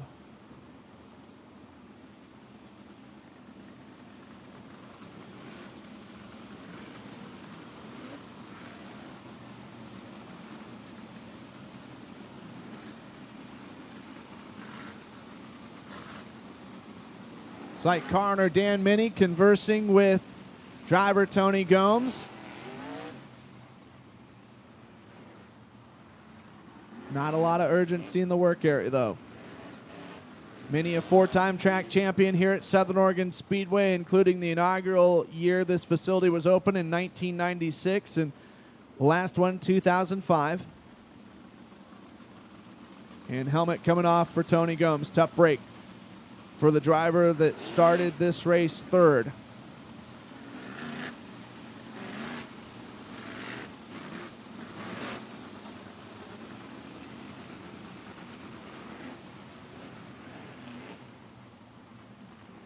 So Willie Croft leading the first 8 circuits.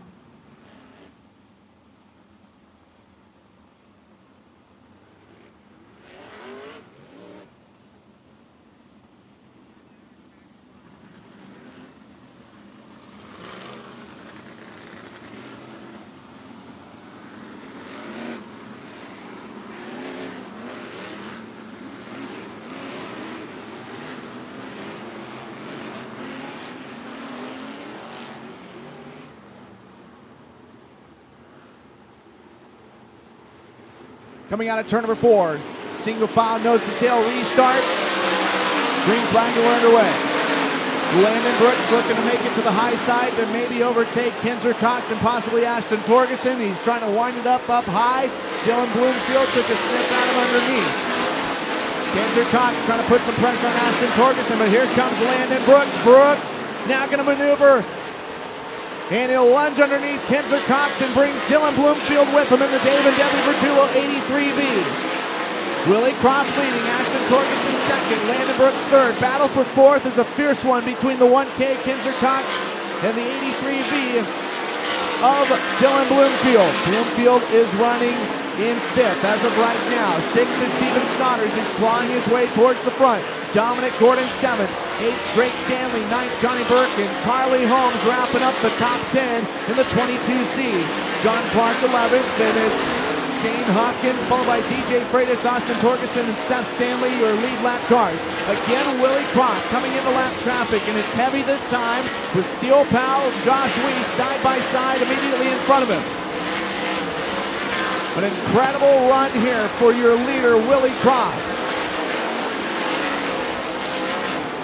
Willie Croft on the high side of the racetrack. Getting closer to the halfway mark as Ashton Torgerson goes downstairs. Willie Croft trying to, Croft tags the back straightaway wall with the right rear. And just like that, possibly a busted left front on Steel Pal, but your race leader is slowing down Willie Croft in car number 29. A heartbreak for Willie Croft as he comes to a halt on the front stretch. He got in the back straightaway wall while trying to negotiate the 11S of Steel Pal, and it looked like Pal, significant damage to the left front. He pulls off.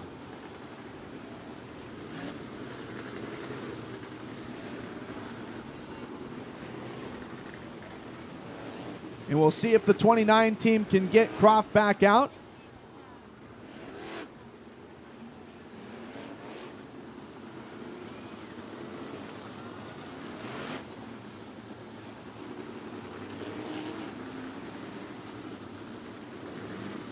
Steel Pal reporting to the work area.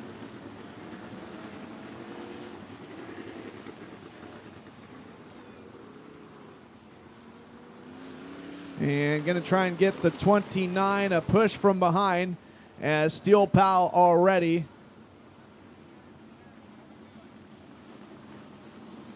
You don't know, Landon Brooks in the 94 TH off of the racetrack. Brooks was running in the top 5.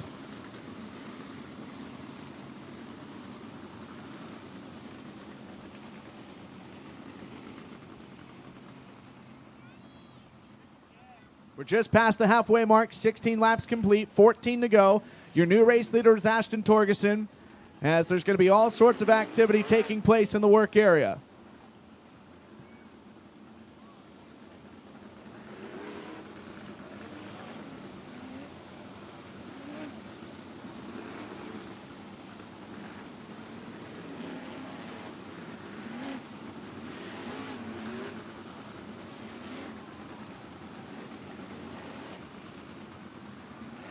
And fluid and material spitting out of the 29 of Willie Croft. And the torque tube getting shot out of the 29 of Willie Croft. And it looks like it's going to be a retirement for the leader of the first 16 laps of this one. Landon Brooks, meanwhile, that crew feverishly working on the 94 TH. He pulled into the work area under yellow, and there's a log jam of cars in the work area, including the 11S of Steel Pal ahead of them.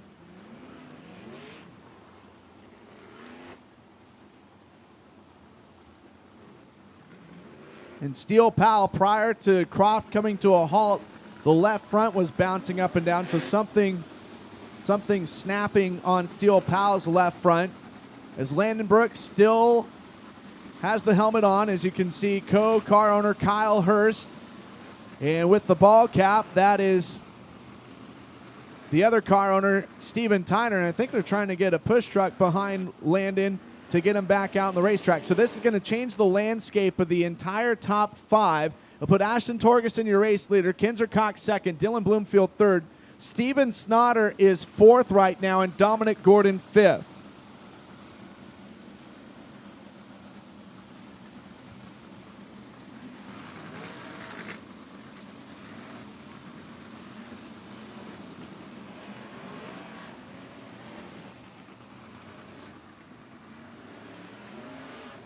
Landon Brooks back on the racetrack.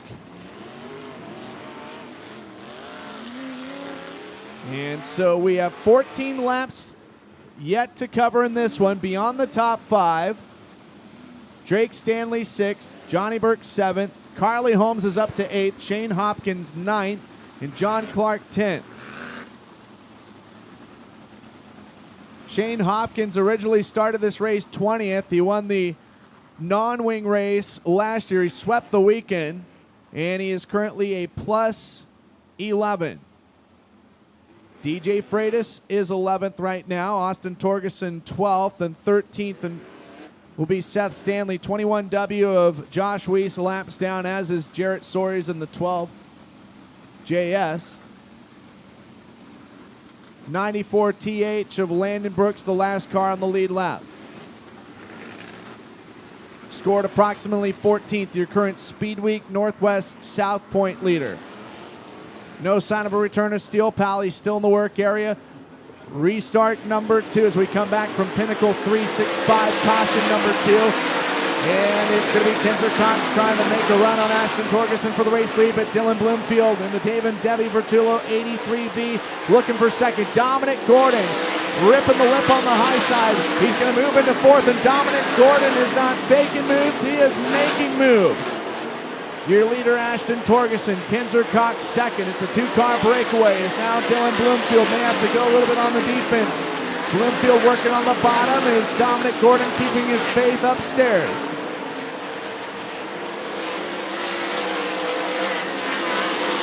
Ashton Torgerson cruising right along, and just like that, Dylan Bloomfield will transition from the bottom to the top portion of the racetrack, at least in turns 1 and 2. Gordon elects to stay high the entire racetrack in car number 10.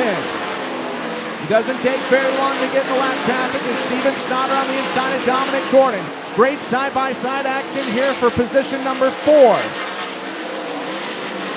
6th is Drake Stanley, 7th Johnny Burke, 8th Carly Holmes, 9th still Shane Hopkins, and 10th John Clark.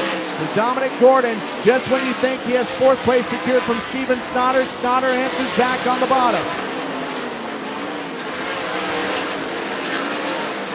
Approximately 9 laps to go in this one, as Ashton Torgerson has been your leader since lap number 16, and Seth Stanley and Jarrett Soares is the 2 cars at the end of the field that your leader, Torgerson, will have to work with first. He gets underneath Seth Stanley via the inside of the racetrack.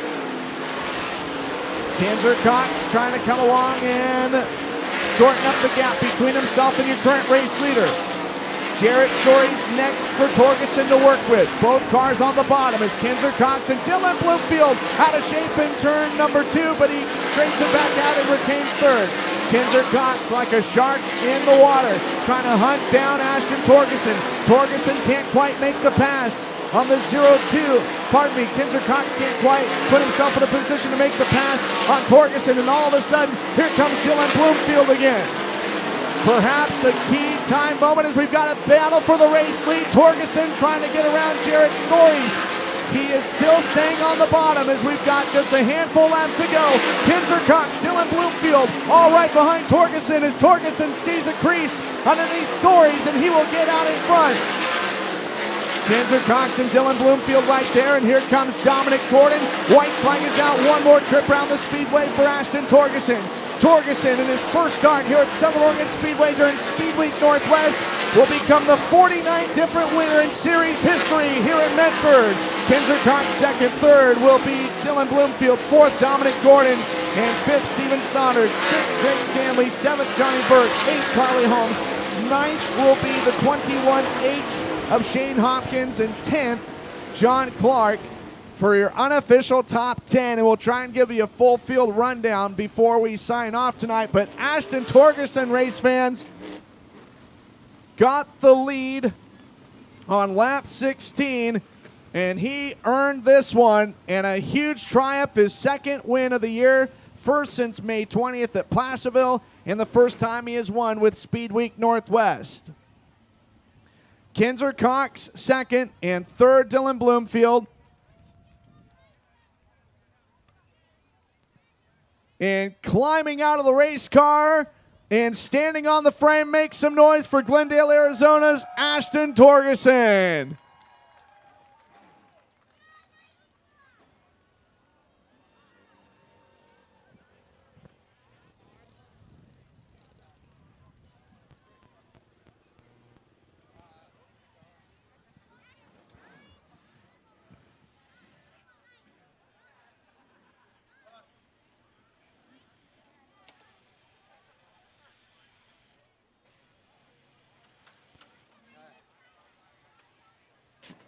Don't forget that the pits are open. You can go back to visit these drivers. Several of them have apparel for sale, hero cards to hand out, always willing to pose for pictures as we're going to grab a word with our top three. An amazing moment here for Ashton Torgerson.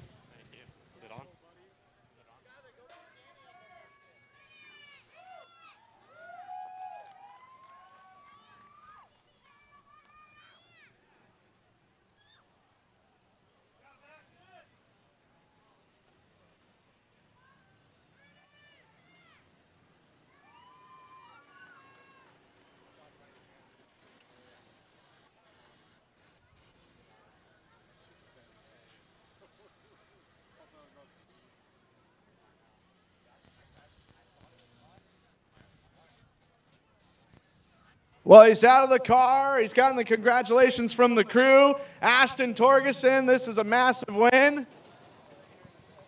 Holy smokes, I'll take that from you. Congratulations, man. This has got to feel ecstatic. You guys have been pretty good all week long, and you haven't spent a lot of time running with this series, and it's definitely a tough deal to win. Only 49 drivers in series history have did it, and you're the newest driver to etch your name down. Yeah, it was really cool. All night, it was kind of tricky. It was up top about most of the race, and then going out for the main event there. I thought it was going to be up top too, but it actually changed down to the bottom. So that kind of caught me off guard, but I adjusted to it perfect and felt really good. Can't thank my guys enough. Lee, I know you're watching at home. Hunter, Brandon, and all these guys that helped me. Scott, I definitely can't do it without Rowdy Energy and Ryder Racing Engines and my dad. Man, it feels good here. First time here. Thank you to all the fans for coming out and supporting. You got the lead on lap number 16, but you didn't fall into this one. You had to earn it as you had Kinzer Cox and a couple guys just breathing down your neck with some Dragon's Fire. Yeah, behind Willie there, he had really good starts, and I was able to follow him, and I kind of reeled him in once we caught lap traffic, and it sucks he broke. I kind of got underneath of him before that and felt really good. So I knew if I got the lead, I'd be pretty good. But one thing I had to worry about was lap traffic, and that was tough. So I know they were probably right on me and watching me, but I just had to stay calm in lap traffic, and I was good. Well, congratulations on the win. I know this is a big deal, and I'm going to let you celebrate. Perfect. Thank you. Thank you, guys. We'll see you tomorrow in Chico. That's Ashton Torgerson from Glendale, Arizona, getting the job done. 3 nights, 3 different winners. His second place tonight, Kinzer Cox out of Cresswell. Kinzer, runner-up finish tonight. You guys had a very fast race car, was really good on the bottom of the racetrack. Dealt with some pretty good battling with Dylan Bloomfield earlier in the race and looked like was challenging Ashton there late. Yeah, we swapped a few spots as the race went on, and I really think that once we got to lap traffic there, I might have had a shot. It felt like our car was really, really good, and congrats to those guys, and I'm just happy to be up here. First top 5 of the week was last night, and a podium finish tonight. That's a big deal for this team. Yeah, it's awesome for this team. I can't thank my guys enough. We've been struggling with qualifying all week and kind of starting to step back, so finishing up on the podium really feels good tonight. Folks that you want to thank, I know there's a core of sponsors that keep this 1K in operation. Yeah, I got to thank FM Sheet Metal, Vanderstool Trucking, South Valley Plumbing, Full Circle Tree Service, BC Motorsports. I got to thank Bates Construction, Commercial Air, just my crew, everybody that puts any time into this car to get it around the racetrack. Well, good job. See you tomorrow down at Silver Dollar. Yes. All right, that's Kinzer Cox, second place finisher tonight, representing the home state of Oregon, and 3 positions, 3 different states represented. Dylan Bloomfield, P3 tonight. You guys were very fast in qualifying, set a new track record with the modern configuration. And third tonight, you were battling with a lot of cars there. Your thoughts? Yeah, I think it was a pretty good racetrack. I mean, of course, it was pretty juiced up there in the main event, but all night we had a good racetrack and up on the top in qualifying, and we had good racing in the heat race too. So, unfortunately, we got into a little pile up there on the start of the dash, and it kind of put me back to the third row, and it was just tough to pass there on the main event. So, It sure does feel good to be on the podium again, but I want to be 2 spots better, and I'm trying my hardest. But man, it's so close. I can feel it right there. The last 3 laps, I wish I would have gone to the middle just a little bit faster because there were like 1 lap to go. I went to the middle and reeled all those guys right in. So car feels really good. My guys are working really hard, and I can't thank them enough. I was going to say it went from a 2-car race for the lead almost to a 4-car race because Dominic was coming in the fold as well. But yeah, no doubt, going back home in your home state, had a good run at Placerville a couple weeks ago. I know that you guys are excited to get back to some familiar territory. Oh, yeah, for sure. I'm excited to be back at home, and my parents will be there tomorrow. They'll be watching me at Silver Dollar. So hi, Mom and Dad, and my girlfriend Dylan, and everyone at home watching. Thank you guys for watching, and thank you to all these fans for coming out. Yeah, I'm excited for Silver Dollar and Placerville. Chico, we've been good at, and so has Placerville. Well, I know you got a long list of sponsors, but I'd like to give you a chance to thank them real quick. Yeah, I'd like to thank Debbie and Dave Vertullo at Star Property Management for helping me get here, and just I couldn't have done it without them. They're great car owners, and it's been a whole lot of fun. Just Air One Racing, Gary Silva Ranches, G&N Construction, Vallejo Martinez Coin Exchange, King Racing Products, Redline Oil. Shoot, I don't know. Just everyone on this race car, I can't think of them enough. It's pretty hard to remember all of them, but I wish I could, even though I've been on the podium 2 nights in a row. It's been pretty cool. Well, good job. We'll see you down south tomorrow. That's Dylan Bloomfield out of Oakley, California, finishing P3. That's going to do it for post-race ceremonies. We're going to try and head upstairs and get a full field rundown of where everyone finished. But Ashton Torgerson winning, 3rd different winner in we've had 3 different winners in 4 nights of action. Kinzer Cox 2nd and Dylan Bloomfield 3rd. I think that's the 5th time that Dylan Bloomfield has finished 3rd in 2023, so his 6th podium finish of the season. We're going to get some sleep, and it's going to be a long drive to Chico, California tomorrow for Silver Dollar Speedway, and then Placerville Saturday. We hope that you can join us. It's been a great, great series. Again, pits are open. Support these race teams. Support racing, and we'll see everyone tomorrow, Friday night at Chico. Good night, everybody.